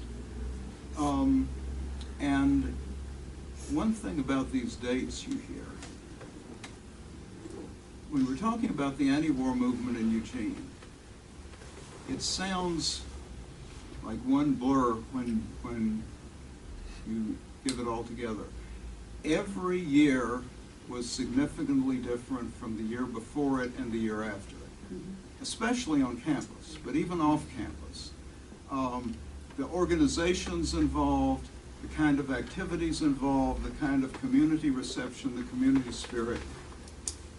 Every single one of those years you have to recognize is different from the other, with the summers, usually even off campus, being where you would make the transition point from one year to another. In 66, 67, a number of really interesting things happened. We did indeed start, and it's only been mentioned when Ellen briefly brought it up, a weekly vigil on Saturday afternoons, I believe, at the park blocks. Saturday morning. Saturday morning? Okay. It started out pretty big, but there were some rugged souls who kept, when it got down to half a dozen people, nevertheless kept showing up for, I believe, several years. By then it had been dwarfed by many other activities. The off-campus, well, the faculty-student group with parallel leaderships that was around the year before faded out by the end of that year. Citizens for a Sane Foreign Policy became an off-campus group that staged the march that was in the Emerald issue that is being passed around. And also during that year, Steve Deutsch launched CalCAD. I'm worried that I may have let Steve down. CalCAD was not one of the things that I was particularly active in, which is ironic since I was a believing Christian and a church member and strongly anti-war. And your minister was one of those names I was given. Yeah, Norm Pot was of value there. I was a religiously motivated activist, but was following a Marxian social science view that led me in political activity not to talk about the religion that I was thinking about all the time. And that is one of the reasons why I've always doubted that historical research will ever quite add up to the total of how heavily the heavy religious motivation was in the movements of the 60s. Already out of time? Okay, I had some stories to tell, but no. Tell one more, tell one.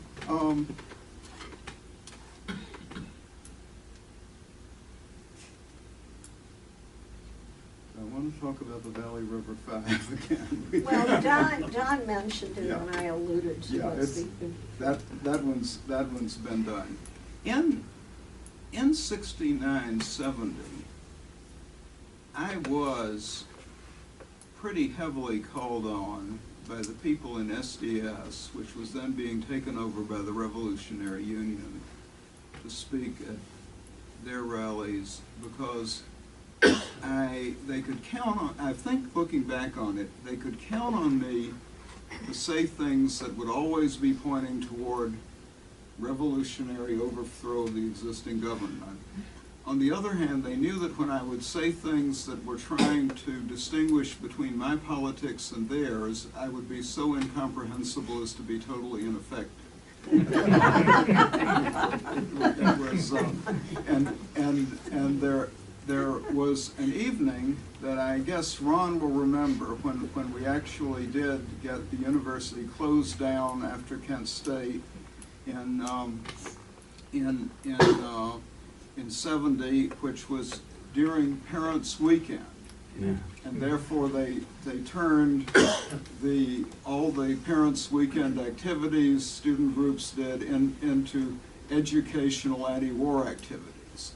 And Ron and I were in Mac Court speaking along with President Robert Clark to a group of alumni, some of whom were very hostile, especially were very hostile to Ron, it seemed to me. I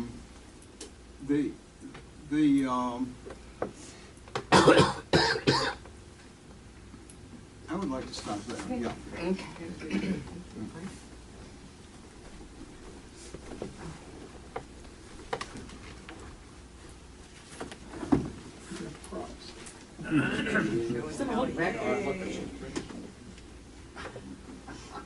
Remember some of these?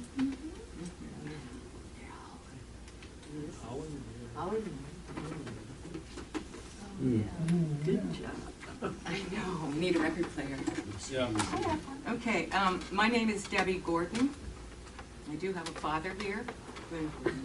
I am not Sharon Gordon. Different.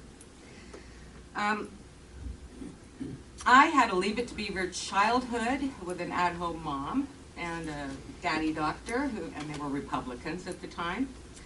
But I received here in Eugene a great public education, which included the arts and politics. You know, in every junior high and high school, there was a student government. On the home front, I received a solid grounding in Christian values. Church is what we did together as a family. Oregon celebrated our centennial year in 1959, and I was in the 6th grade. We went to the Oregon Capitol. I was blown away. I was hooked with being an active citizen and an Oregonian. Okay, so I graduated from South Eugene High School in 1965. I was sent to Willamette University to major in music. I knew nothing about the world outside of white, peaceful, privileged, middle-class Eugene. Nothing of the huge social changes unfolding elsewhere. The civil rights movement, the changing social norms and values around women, or the growing oppression of consumerism. Nothing of American foreign policy, the Cuban Missile Crisis, much less a war unfolding across the sea. Nowhere in my world were people talking about these things. Nowhere. A friend of mine had joined the Marines, a little bit older than me, and he was on the front lines in Vietnam, and he was writing me letters every day. He was involved with and witnessing terrible atrocities, and he was describing them to me. There was a huge disconnect between the values I was raised with and naively believed that we practiced as a country and what I learned was happening in the real world. First, there was the spiritual. I had been taught, thou shalt not kill, love one another. I was at a Methodist school. Later, it would become the principles of democracy, like justice for all. Why didn't anyone at this Methodist school want to talk to me about these things? I had a spiritual crisis and decided the church was full of hypocrites, and it would be about 20 years before I would even consider being part of a spiritual community again.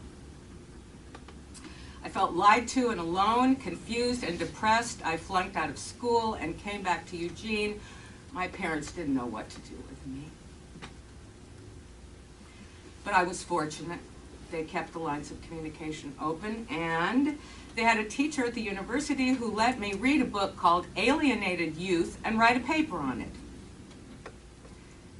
I did that. And I was fortunate because of that opportunity and that privilege. I got to spend the next few years with one foot at the University of Oregon and the other foot in the community as one of those sex, drugs, rock and roll, hippie musicians. So I was in the community, I was singing, I was being a young person, but I wasn't in it just for the party. But I found common cause and community with my musician friends. We started out singing folk music at the Fridays of Four at the Student Union. And then the older brother of one of our bandmates came up from San Francisco to manage our band. So that brought a lot to us. I think I will never, ever, ever forget the moment that I heard the 7 o'clock news on a scratchy radio in a car. I was riding around with some friends. Do you remember that? Remember that? The 7 o'clock news, Simon and Garfunkel. They're singing Silent Night, and the news starts out soft, and it builds and builds and builds, all these things that are going on. Well, I didn't know about those things. So I got some questions. Who was Lenny Bruce? Who was Martin Luther King? Why was our society so violent and materialistic? Why was our country fighting in Vietnam? Anyway, the guy from San Francisco, he brought up some new music, the Grateful Dead, Country Joe and the Fish, who delivered some really in-your-face messages that we could play for our parents. And I did that. Didn't go over really well. But also our San Francisco connection, because maybe there was race stuff going on on the campus, but it wasn't going on anywhere else in Eugene. So I knew nothing about poverty or the black culture or anything until this guy. And this man actually tied an environmental destruction too on Mercy, Mercy Me. Remember that? Remember these songs? Fantastic. And Holly Near came to town, and she really helped us. Her music helped connect me directly with the people on the ground in Vietnam. What was life like for them? Because I didn't watch the news much on TV. I just wasn't doing that. But through the music, I understood. Thanks to my dad, again, he provided me an opportunity to work with Lois Barton at what you call the Peace Center. I just knew it as the World Without War Council. I learned about Gandhi. I got to hang out with some elders and hear conversation about politics and social change. There was a presentation on Cole's levels of moral reasoning, and I thought, oh my gosh, we're really up against something really big to try to change hearts and minds and politics and policies in this country. And I thought, I got to go back to school and learn political science. So I did that. Because all we need is love? No, we needed a lot more than that. We needed to work for change from the inside too. So my first mainstream political work was being a precinct committee person with the Lane County Democrats in the 1974 primaries. Wayne Morse was trying to regain a Senate seat, and it was my first time going door to door, talking with people, encouraging them to be an active citizen, stay involved, that mattered. I got married for the first time on August 10th, 1974, the day after Nixon resigned. And then I moved to Portland in 1977 for the diversity, for the energy. I try to be that woman that Holly Near was singing about. I became a public education activist, working to make All Schools Better for All Kids, took a special interest in minority communities, particularly the Vietnamese, who came over shortly after I moved up to Portland. The boat people came into Portland. So I found a faith that works for me about 20 years ago, Unitarian Universalism. And I got into faith-based and values-based community organizing, and I'm still doing that.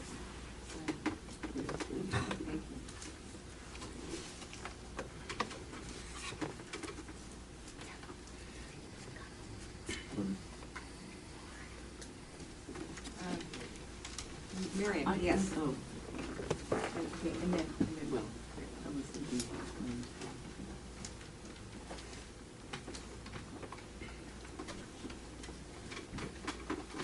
Even talking really fast, there's not a way to sum up a decade of a war in 5 minutes.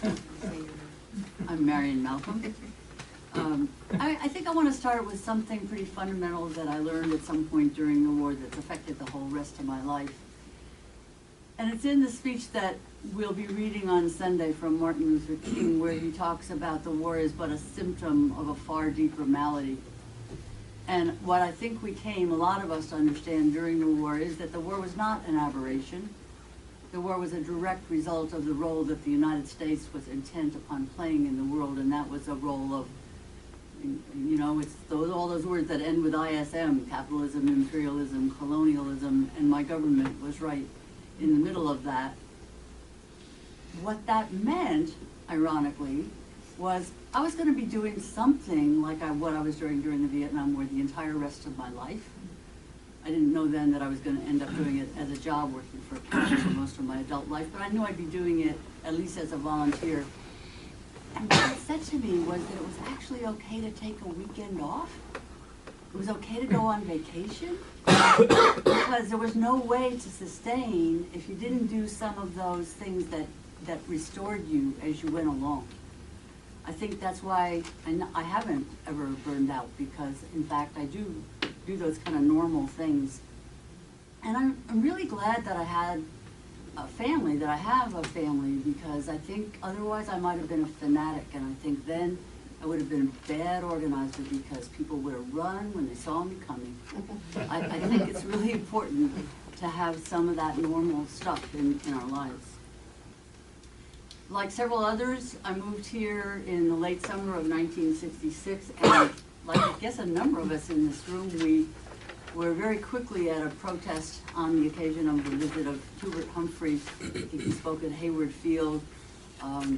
He earned my everlasting dislike at that point when he referred to those of us who were very politely protesting with a few signs, and he talked about that sideshow over there. So people have already mentioned, I think, Citizens for a Sane Foreign Policy. It's a local community-based group that we formed. We did the usual array of things. Other people have talked about weekly vigils. Those were in the park blocks.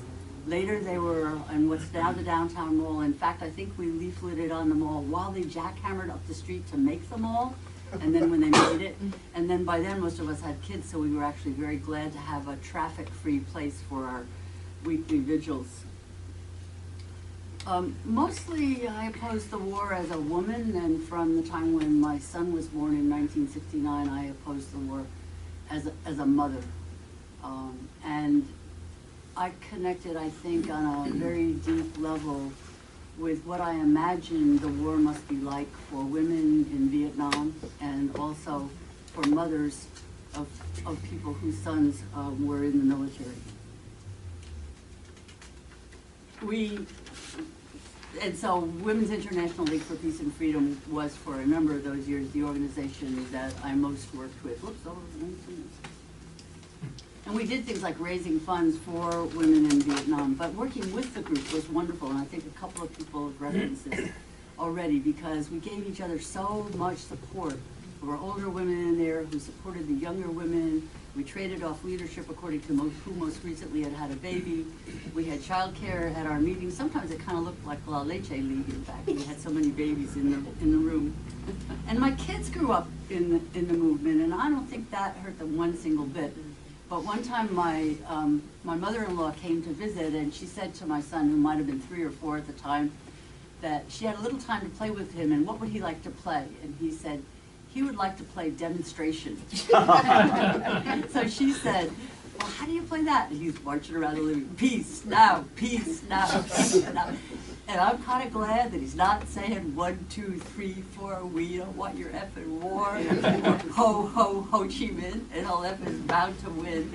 Because she had a son and 2 sons-in-law, my brothers-in-law, who took turns of being on tours of duty in Vietnam in 3 different branches of the military. And one of those brothers-in-law died many years later, but his name should be on the wall because he died ultimately from his experiences in the war. We also worked with veterans from early on. I hate it when people try to imply that the peace movement was always against veterans.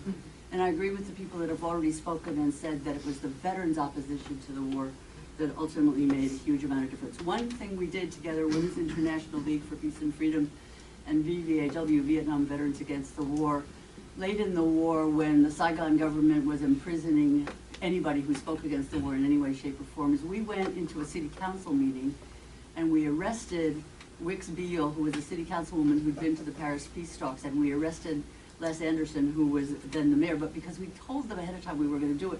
In fact, we got a great anti-war statement from Les. I have to tell one more story that that has Ron in it. 1 minute. 0 minutes. Big demonstration downtown. Wix Beale is supposed to speak. Les Anderson is supposed to speak. Ron Ekus is supposed to speak. He's just back from North Vietnam. I'm the moderator, 7 months pregnant. I'm the moderator of this whole rally. That's when the mall had that upper layer on it, that balcony layer. So some of Ron's buddies come up and they think the NLF flag should go up. And Wix Beale is pacing back and forth saying, if that flag goes up, if that flag goes up, the mayor won't be able to speak if that flag goes up. So Ruth Carson and I are holding the hem of the Viet Cong flag, which I was kind of fond of myself, and negotiating. No, it can't go up now. You can put it up right before Ron speaks, but not before the mayor speaks. And so that all worked out. I wanted to talk about a lot of things. It goes fast. 5 minutes ain't what it used to be. And then, yeah.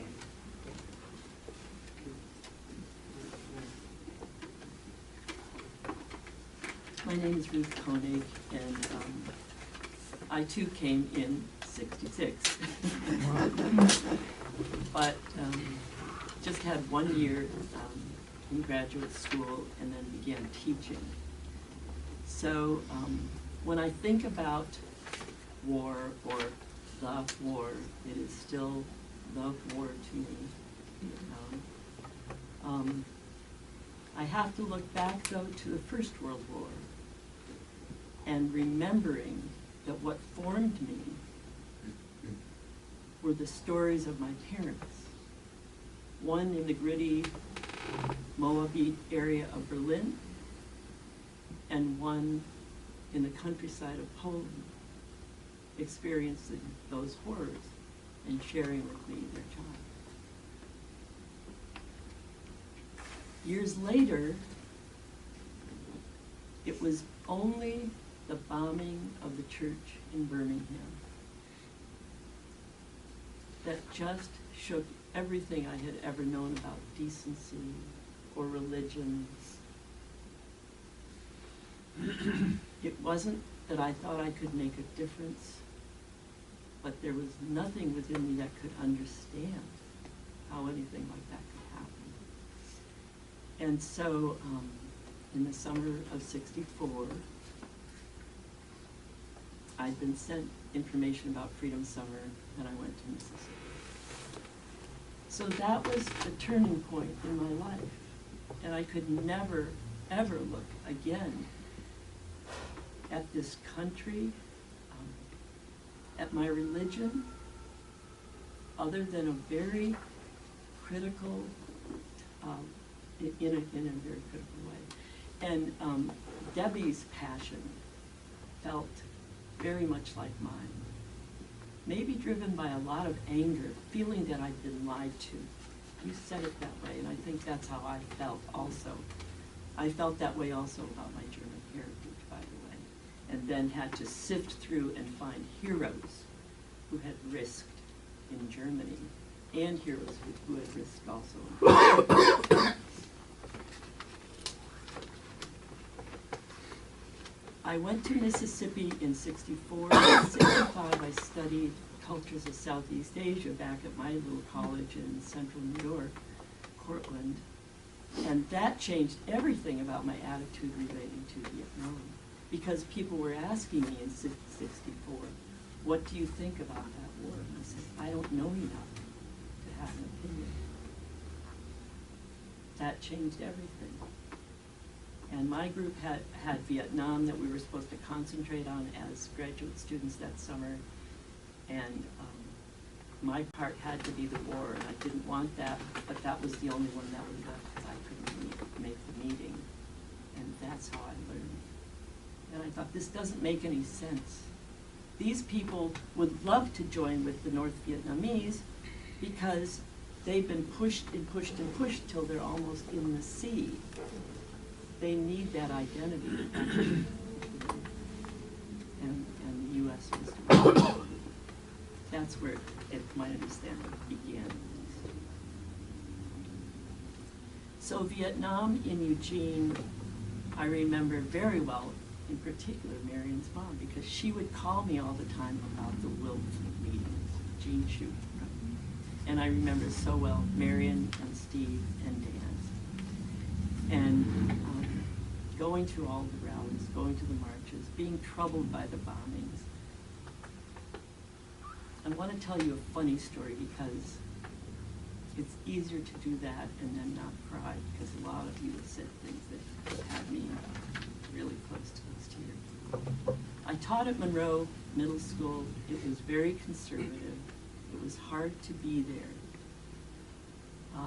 Thankfully, a woman who is now Misa Joe became a very close friend, was in my wedding, I was in her sister's wedding.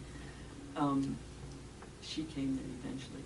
But anyway, one morning, I taught physical education at that time. I was studying English at the university, but that's what I studied, that's what I taught there. And this young woman, that some of you will remember, and some of you have heard her on air on NPR for many years, and now you can still hear her sister's name, Paula Grant. Her sister Neva is still on NPR as far as I know.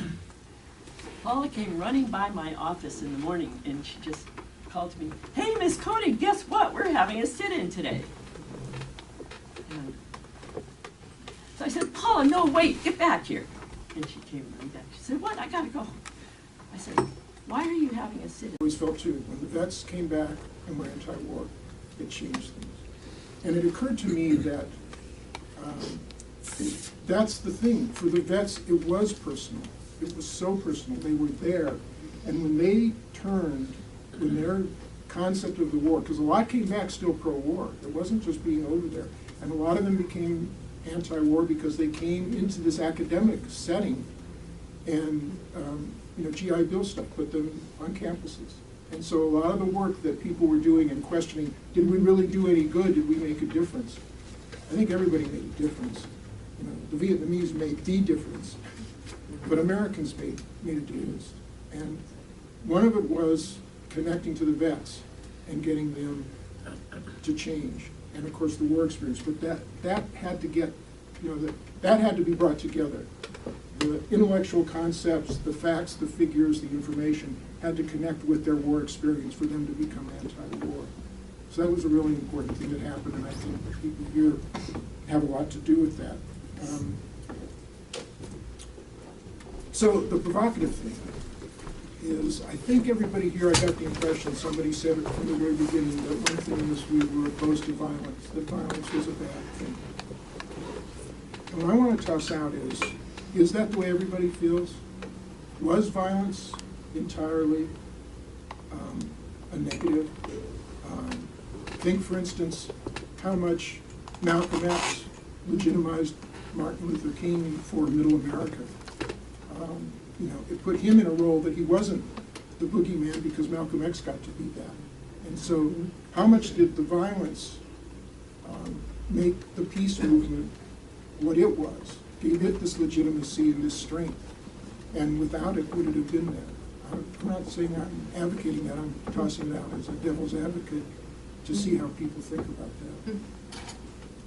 I'm in a very funny, curious position on that, because as Ellen will remember, in Chapel Hill, in the civil rights and peace movements, I was not intellectually a pacifist, quite not so.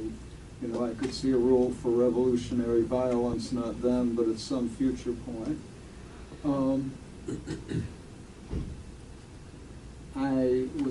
We were surrounded by pacifists, including Ellen.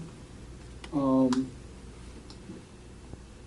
the other hand, thinking about times here in the 60s and 70s, when I actually would see some leftist students walking around in a crowd on the EMU terrace holding pistols, or wearing cartridge belts, sometimes with and sometimes without cartridges. No, I don't think that those were among the constructive elements among us. As I was mentioning in the break, there was one term when on my roster in one class, I had 2 students who were under indictment for entirely unrelated acts of political dynamite. Richard Oba and Roy Bennett were both on my roster, not frequently in class, but both on my roster, and I had very friendly out-of-class relations with both of them.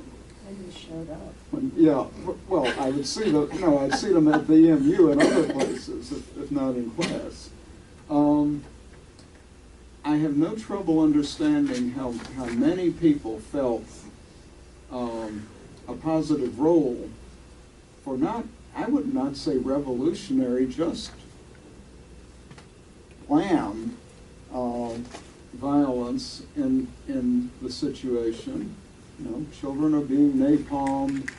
You ought to be doing something. Shouldn't you be doing something on the same scale as napalming? And then what is that if not some kind of violence? I could understand that, but I do not think that in fact it played a very constructive role.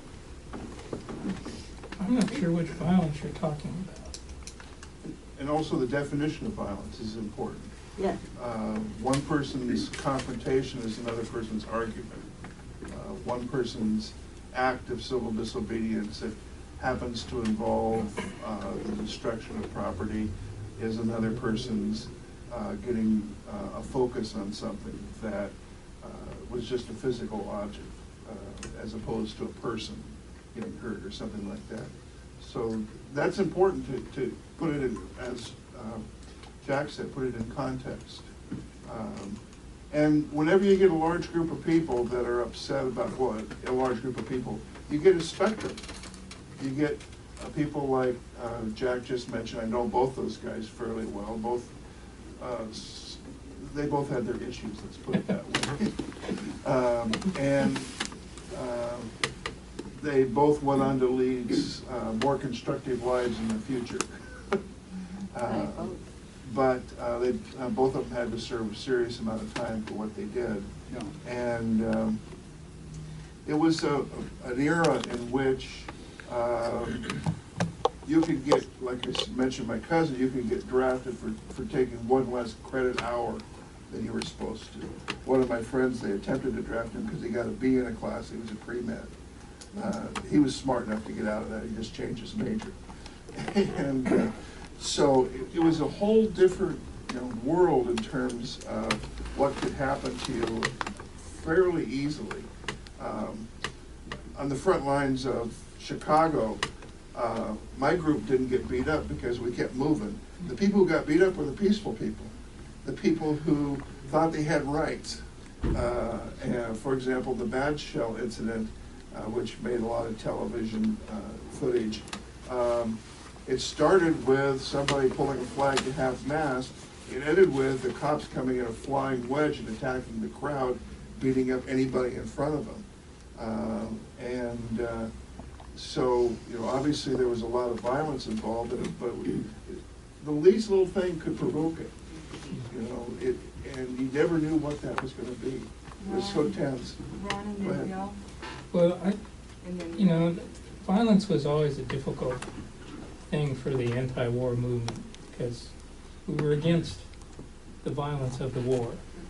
But the response that you got from government, from police, often provoked people. The anger against the war often made provocateurs out of some people in the movement. And the argument with them was always a strategic one.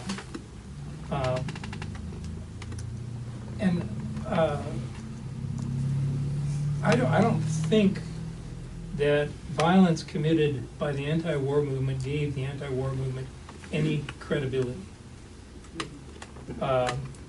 It may have been a way for people who chose to express that as a reaction to what they saw of oppression. But it always caused problems. It caused problems every time you organized something that was massive as to whether or not someone was going to provoke violence. And sometimes the provocation was not an intended provocation of violence, but at that period of time in Eugene, Oregon, and many other communities, except perhaps the South, which had already seen it in the civil rights movement, the police were not used to being confronted. They were not used to having people in the streets and not willing to leave the streets until they'd made their point. But to them, get out of the street. If you don't, I've got. And we're seeing some of this today. The most difficult question I often got asked was an assumption that we were violent and what we thought of the violence. And what I always tried to do was turn that back around, that it was not the anti-war movement that was violent. It was the anti-war movement that was trying to stop the violence of the war. There is a difference between, it doesn't justify their actions, but there is a big difference between somebody in a demonstration deciding they're going to throw a brick at a police officer and dropping cluster bombs or dropping thousands of bombs on Vietnam. And that was a distinction that I always tried to make every time I got a question about the violence. It wasn't being associated with it or justifying someone in the anti-war movement's violent actions. It was trying to turn it to recognize the enormity of the violence that was occurring in Vietnam. To the pacifism, specific pacifism side, this has always helped me. My father told me there was a famous old Quaker named Elton Trueblood, probably. Yes, very famous. And he used to say that when people would say, "Well, what about Hitler?" And the classic example, and he would rightly say, I think, look, you're going to have. You don't have to go looking for violence. You're going to find violence a whole lots of places, and it's extremely important for some people simply to show the flag, just to say there's another way to think about this, and so that no matter what you may say about how terrible Hitler is and how he must be defeated, nonetheless, show the flag and stand up for it. I think there's a difference between violence and militance, and sometimes I think that distinction got pretty blurred. And I always thought, again, several people have said there was a spectrum, and I've always thought that spectrum was in fact useful, because if there were people over there acting pretty rowdy at best, and maybe throwing a brick at worst, or whatever they were doing, that made, I thought, those of us who were speaking in a well-modulated voice but making the same points easier for the officials to hear. So I never thought that it was my job to tone other anti-war activists down, and I think we wasted some energy in the movement criticizing each other's tactics that we could have better spent being against the war. Does anyone remember when The AstroTurf was brand new at Autzen Stadium, and somebody defoliated a few square yards of it. Yes. Anybody remember that one? You'd have thought a terrible crime had been committed. Oh my goodness, they messed with the AstroTurf. The point, of course, was we were defoliating in Vietnam an area the size of the state of Massachusetts. And this was a few square yards of artificial grass. I remember doing a demo, organizing it, being part of, I'm not an organizer, because I think I was out of the university then, but kind of planted the idea of a proper demonstration was to go to some university building and start digging holes in their lawn. And I can't remember, maybe it was the ROTC headquarters or something, where demonstration went, took some shovels and started digging bomb craters in the lawn of the building. In Nebraska, we have occupied the Rotc building equivalent, it's called the Military and Naval Science Building, the same day as Kent State. And I suddenly found myself in the position, knowing that 4 people had been killed that morning, with some authority and leadership about what was going to happen next in terms of our moves with the police, and feeling like, I might have some say in whether somebody lives or dies, and it certainly changed my attitude about it, to be very conservative about violence and putting ourselves in a position where somebody could get hurt. The other thing I think... Let me just say one more. So, but there really was a lot of slogans around shut it down, bring the war home. And that came out of having been against that war for a long time. And people being at a great deal of risk from getting sent over there and all of that. And yeah, I don't know whether that shortened the war. Who knows? Who knows? But the movement as a whole, including the militant parts of it, made it harder for the government to keep on doing business as usual, and that, I think, was the objective of that. I guess I'll just say this and see if there's any more time for more, but my question about the Vietnam vets and their impact, I think they brought the specter, not actual violence, but the specter of violence before the government. In other words, they saw them as really dangerous the same way they saw the Black Panthers as so dangerous in the civil rights movement. That they were trained, they had weapons, that sort of thing. I never saw the vets against the war pose that kind of threat, though. I mean, in most cases, they were telling us about the experiences of the war and the horrors of the war, and they were not. Actually, the Vietnam vets against the war and the ones that were part of the organization and that joined any of the anti-war activities, they were not the ones that I saw as. I agree with that, but that's not the point. The point is that the government didn't see it the way you and I see it. Well, I don't know how the government saw it. I think we know that. I think what you said and what many people said is it really helped move the broader public to a different place. Gave it a lot more credibility. Right. I'd invite you to. Is there another question? I'd invite any of you to respond to each other or ask each other a question.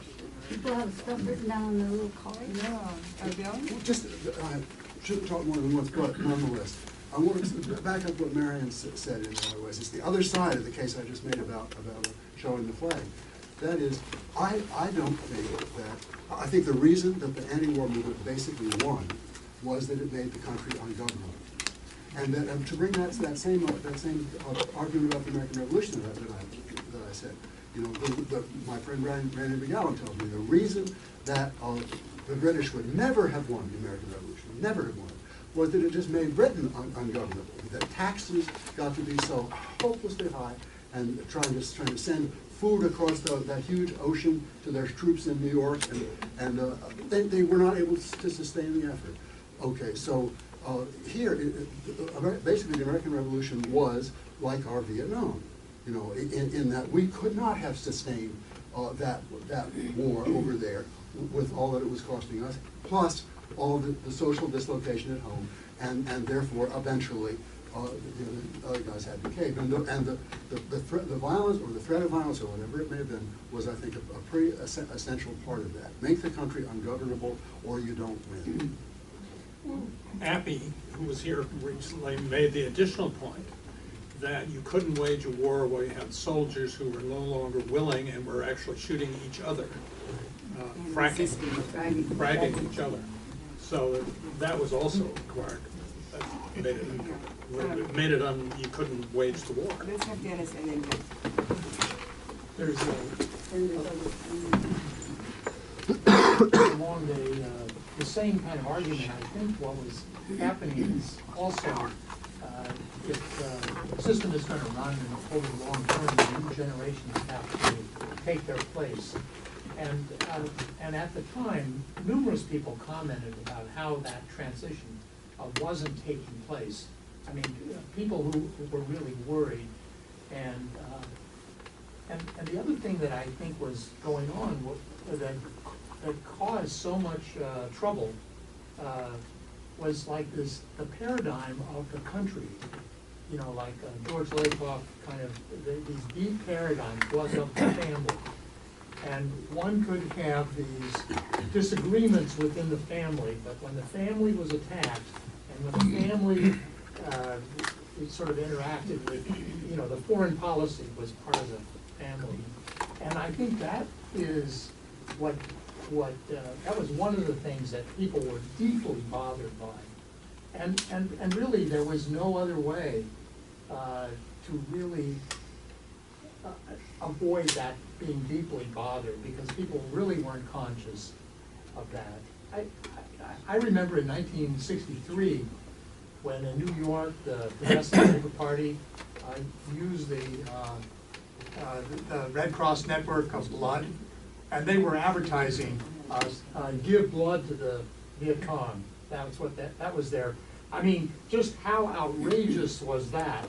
And but the fact is that it's damage to that paradigm that is necessary. So I tend to think that maybe the violence overall I think was rather minimal.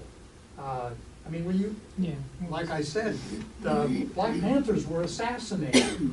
Okay, and that just doesn't compare to you know some of these symbolic blowing things up. Jack and Anne Well, Gary had his hand up too, I think. Okay. I have doubts about the pertinence of what I was going to say. Okay, thank you. I just want to ask a different kind of question. Who in the room, because of what you did, how you did it, the stance you took in Vietnam, was then forever after separated from your family? Or maybe it's one family member or whatever. I think maybe Debbie touched on it a bit. I don't know that I said it or how I might have said it, but it certainly was always different after that period of time. I mean, I've never sort of really totally resolved it with my family, but other people? I didn't have that kind of issue. I had some wonderful parents. My father fought in World War II. He was on a Navy ship. Kind of always wanted me to go into the military, but not under those conditions. And he never talked about the war much because he didn't want to appear to be bragging about war. My mother didn't like the war, but you know, she wasn't one of those who was worried about my position. She was always worried about me getting arrested and having an effect on the, you know, my future. But what I did, and in part this because I was fairly visible, kind of put them through hell. I mean, they took the brunt among a number of their circle of friends, their acquaintances, people they worked with. I'm sure because of my public position and the attention that I got, it affected them. But I was fortunate that it was never anything that they threw back on me. I would just hear stories later about the father of, you know, a family friend or one of my best friends telling mom she must have raised a communist, those kinds of things, and I'm sure I put them through. Not only just the personal difficulties of what I was going through myself and whether I was going to go to war or not. The big relief came, I'll tell a short story. When I got called up for the draft, I'd been elected student body president, started the lottery, I got into 135 or something, and I did get drafted. And I went up to the draft board, and I couldn't tell you what I was going to do. I had started to prepare a CO, but I didn't know if I was going to do that. I could go in, I could go to Canada. I didn't know what I was going to do. I went up to the draft board, took the physical, and it turns out that an undescended testicle I had from birth that I knew about but had forgotten about will keep you out of the Army. They gave you a pink card and said you couldn't get in even if you wanted to. So I didn't even wait for the bus. Another guy and I hitchhiked back to Eugene. As soon as I got to Eugene, and I called my parents up and told them, and they were so relieved. But ever since then, I can truthfully tell people I did not have the balls for the Army.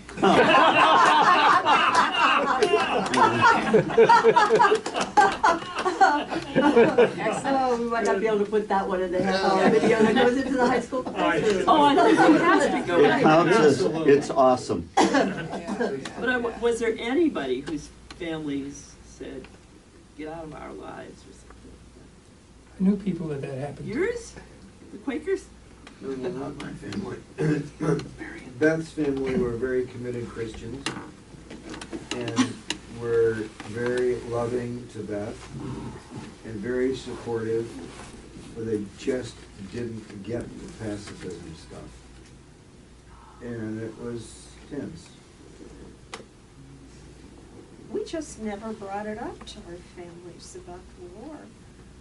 My parents were called by the Dean of Women at the University of North Carolina when I was arrested. Jack was arrested too. And they called me, even though I was a graduate student, and by that time 21. They exercised in loco parentis, even though there was no justification. And we were arrested not because it was a civil rights demonstration, not an anti-war demonstration. And my parents found out about my politics then. But it didn't cause a fissure in our relationship. But I always thought it was such a blessing we moved to Oregon, as far away as we could get from our families. And we could do as we pleased without their knowing. We visited, we had discussions, we knew that we differed on issues. We differed, but if they had it if your parents had had our politics in their face on a regular basis, it would have been explosive, and you know it. In visits, it came up and we differed. So Gary, did you, I want to go back to you because you did it a long time ago, but go ahead. Yeah, just as we're going around talking, it occurred to me there are a couple of things that didn't get specifically mentioned, I think that were important in the Eugene, as far as influencing and peace movement. One was the epic sales that were organized. Oh, yes. That was primarily a women's movement, I think, and it was very important to bring energy toward the topic of peace. And I think the proceeds went to Eugene Peace Information Center. Exactly, very good. And the other one that was very important, I think, was the Gene McCarthy presidential candidacy. I think a lot of people got involved in activism around that. And it just hadn't come up, hadn't been mentioned. I thought yeah. First time at Kennedy, there were a lot of people. Of course, Robert came in late. And then next week he was killed. It was a little later. Not much. No, not much. Next month, it was definitely the next month. Yeah, like 2 weeks. Another missing piece, I think, and Debbie brought it in a little bit when you talked about the music, Debbie, was I think the role of cultural elements in helping people see the humanity of the people in Vietnam. And that's where I'd really like to call out the name of Don Luce, who came here many times and with the Indochina Mobile Education Project. We had atrocity pictures. People might remember when Ramparts magazine had all those atrocity pictures.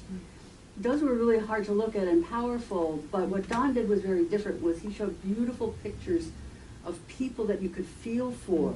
And then he brought their, I mean, he had a film strip, because that was the technology, that was called Tell Them We Are People. And that, he said, was the message that the people he knew in Vietnam wanted us to hear. And I learned a whole lot from that about how you, that you need the facts and figures, you need the documentation to be credible, but that's never what actually changes people's minds and hearts. The other thing we haven't mentioned very much, that Debbie did mention a little bit, I think the music of that period was very important for us. And we partied. I mean, we would go out and get on the streets, but we also partied. I mean, we had fun together too. Yeah, It was a very important part of the movement, I think. But especially the music. I think that was really important. It's one of the things I appreciate about David's comments and presentations, and a little bit about, and when Marion said, you know, you're going to end up doing this for the rest of your life. You better learn how to enjoy it and take some time away from it. Because one of the things that held us together, when we were going through that, and with this community that we're talking about, one of the things that's held it together was humor, creativity, and like you said, staying together, partying together. You know, and I said face to face. I meant it as you know, we weren't communicating social media, anything else. It was, you were talking to people face to face. You were getting to know people. You were sharing experiences. And it was a cultural thing. Or were you at Lenny's Nosh Bar? Lenny's at 3 a.m. Yeah, Maxie's was the closest. At that time, there was a dry zone, and Maxie's was the closest tavern. That's right. And Lenny's came later. Yeah. And Richard Oba was convicted of trying to blow up Max's with dynamite. But that's really important. That's part of why. Thankfully, he was incompetent. That's a connection that sustained you. You know, when I was done being student body president, I was exhausted. I mean, it was full time. It's tension and there's kinds of personal issues about what's going to happen to you and what can you do.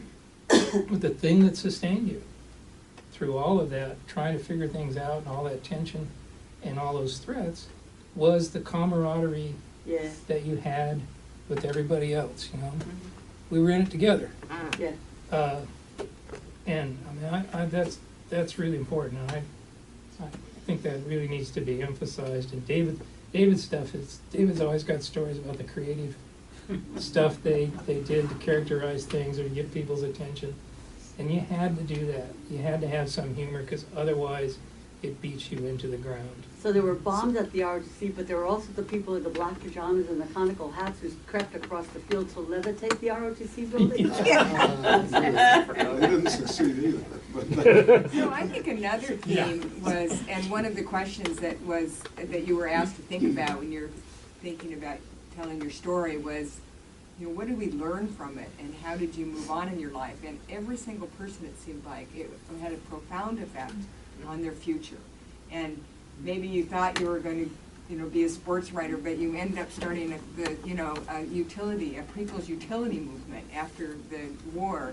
So for, you know, Ron's been an activist. All of you, you know, just kept on with activism, you know, and that's, you know, when I got my politics too. And I think it's something that we learn from that movement, is how, and it's a real blessing from the movement, all the activism that was carried forward. Well, I think it's the last that led to participatory democracy and citizen activism and all the kind of dynamics that I think touches many of the lives in this room. Ruth said something that I thought was, maybe sums up it all, which is, once you know the truth, you can't unknow it. Yeah. Yep. See, I think the real victory was the movement. Was it? You can argue whether or not the anti-war movement, you know, succeeded or didn't. But the real victory is in what's sustained during that period of time. Since then, is, I think, the real victory. And so many we may need something like that again. We need it continuously, but we That prompts for me the question of what its impact is on really young people today. And that was one of the questions we were thinking about. What did all that mean for us? But as an old person, my question is, what does it mean for my grandchildren's generation? And it seems to me it picks up on what Ron just said.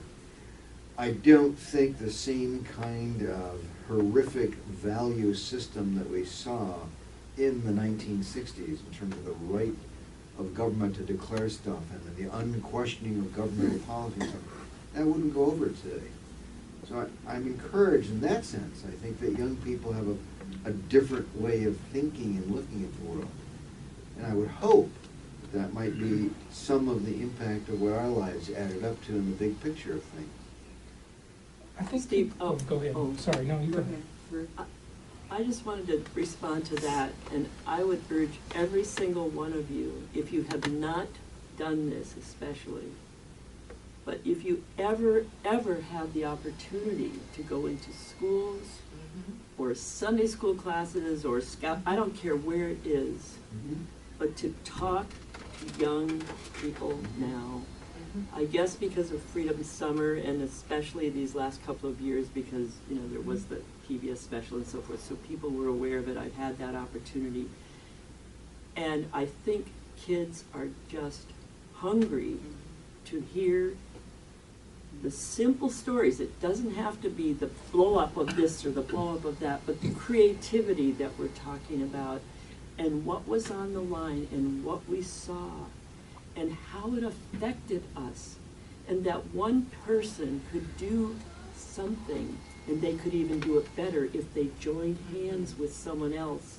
Because those kids walking around with that stuff in their ears, and that's one of the things I tell them. I say, you know, take them out of your ears. Look at the person in front of you coming down the sidewalk and greet them, and listen for the bird that maybe you're not going to be able to hear that much longer. But they're startled when you say things like that to them, and they love hearing it. And you all have a great, great gift. I'm really, really serious about this, you guys. They need you. I think there's another lesson to impart. And I'll go back to 1985 when I was in the legislature. And it was my first session, and it was a 20-year anniversary, or the 10-year anniversary of the end of the war, the fall of Saigon. And it just happened to have some students from North Eugene High School up in the gallery. And the tradition is, they're from your district, you give a little welcoming. You know, welcome to this, to the Oregon legislature, seeing your democracy and work, you know, work. But it was my first session, I started to get to know a lot of the other legislators and people I hadn't known, and I was just set to give a little, you know, normal opening, or normal thank you for coming and recognizing them. But then it struck me, this is the 10-year anniversary of the fall of Saigon and the end of the war, and that was a pretty tense time. People were on opposite sides, you know, arguing over the war and casting aspersions on each other's position. But it occurred to me, what I should point out to them was, 10 years later, we are here in this body, and some of the same people that served in Vietnam, or my colleagues, are here with me. Some are friends, some of whom we agree on issues now, some don't. But the lesson to me was that 10 years later, some of those differences had subsided, and we were working together, some Republicans, some Democrats, some served in the war, some didn't. We were working together here on another purpose. We weren't arguing the war, but we were working together to try and come up to, you know, nice point. Legislate the best laws we can for Oregon. So it wasn't a division that continued.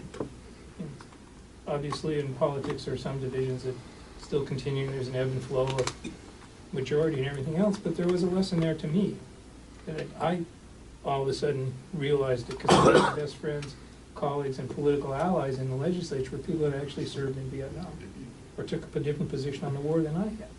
But we were there together serving a different purpose. And I think that's a good lesson to impart to young people, that, you know, you can change things, and your enemy, the people that you disagree with now, are not always going to be people that you disagree with later. I'm just going to do a little time check and say that we need to wrap up. So, last comments? I think the real tragedy for me and for everybody in the room is that this country didn't learn. No kidding. And we were able to allow a presidential election to be stolen, and the direct result of that stolen election was Iraq.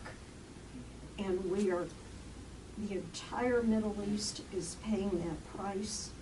Our society is paying that price. And eventually, maybe the entire world is paying that price. Well said. Well said. Marion mentioned that I organized these events last year, and my favorite person that came was Chris Oppie. Oh, yeah. Yeah. And he just wrote this book called America Reckoning. And don't you recommend that book? Yeah. Absolutely. You know, and it was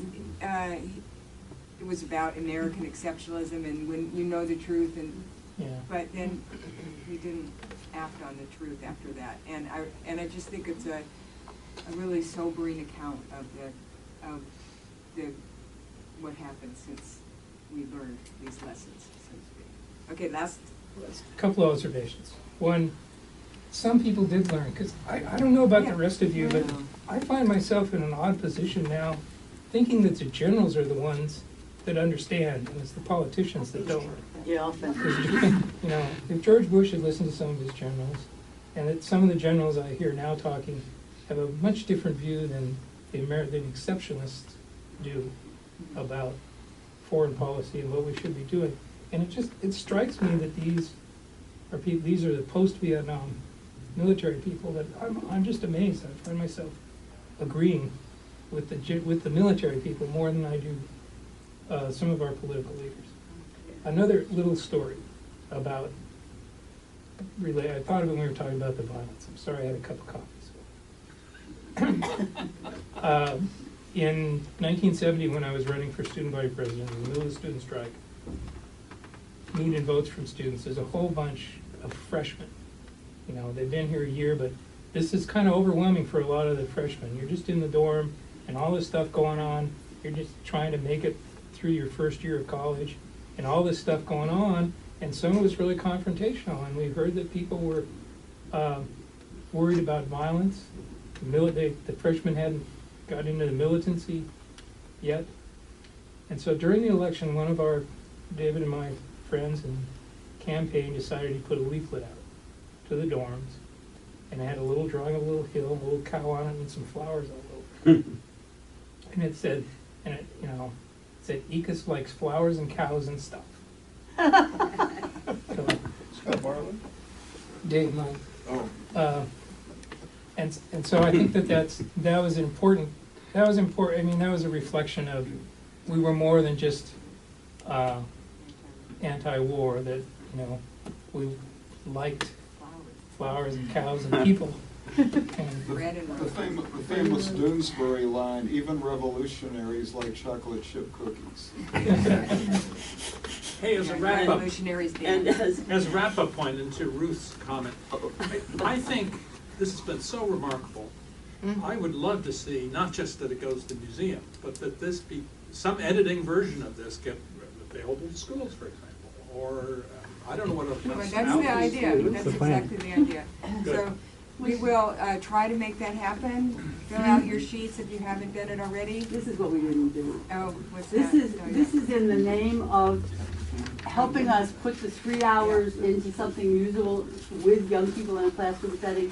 And also something we're doing next fall, which is we're wanting to take out a 4-page supplement in Eugene Weekly that'll cost us $3,000 to lift up the voices of veterans and poetry and so forth, and also talk about Calc's then impending 50th anniversary. These things are going to cost money. If you sign your name here, it does not mean you're committing to any specific amount. It just says, well, we can pester you about it when the time comes. And with that, thank you all so much. The video, we heard Marion, all of you.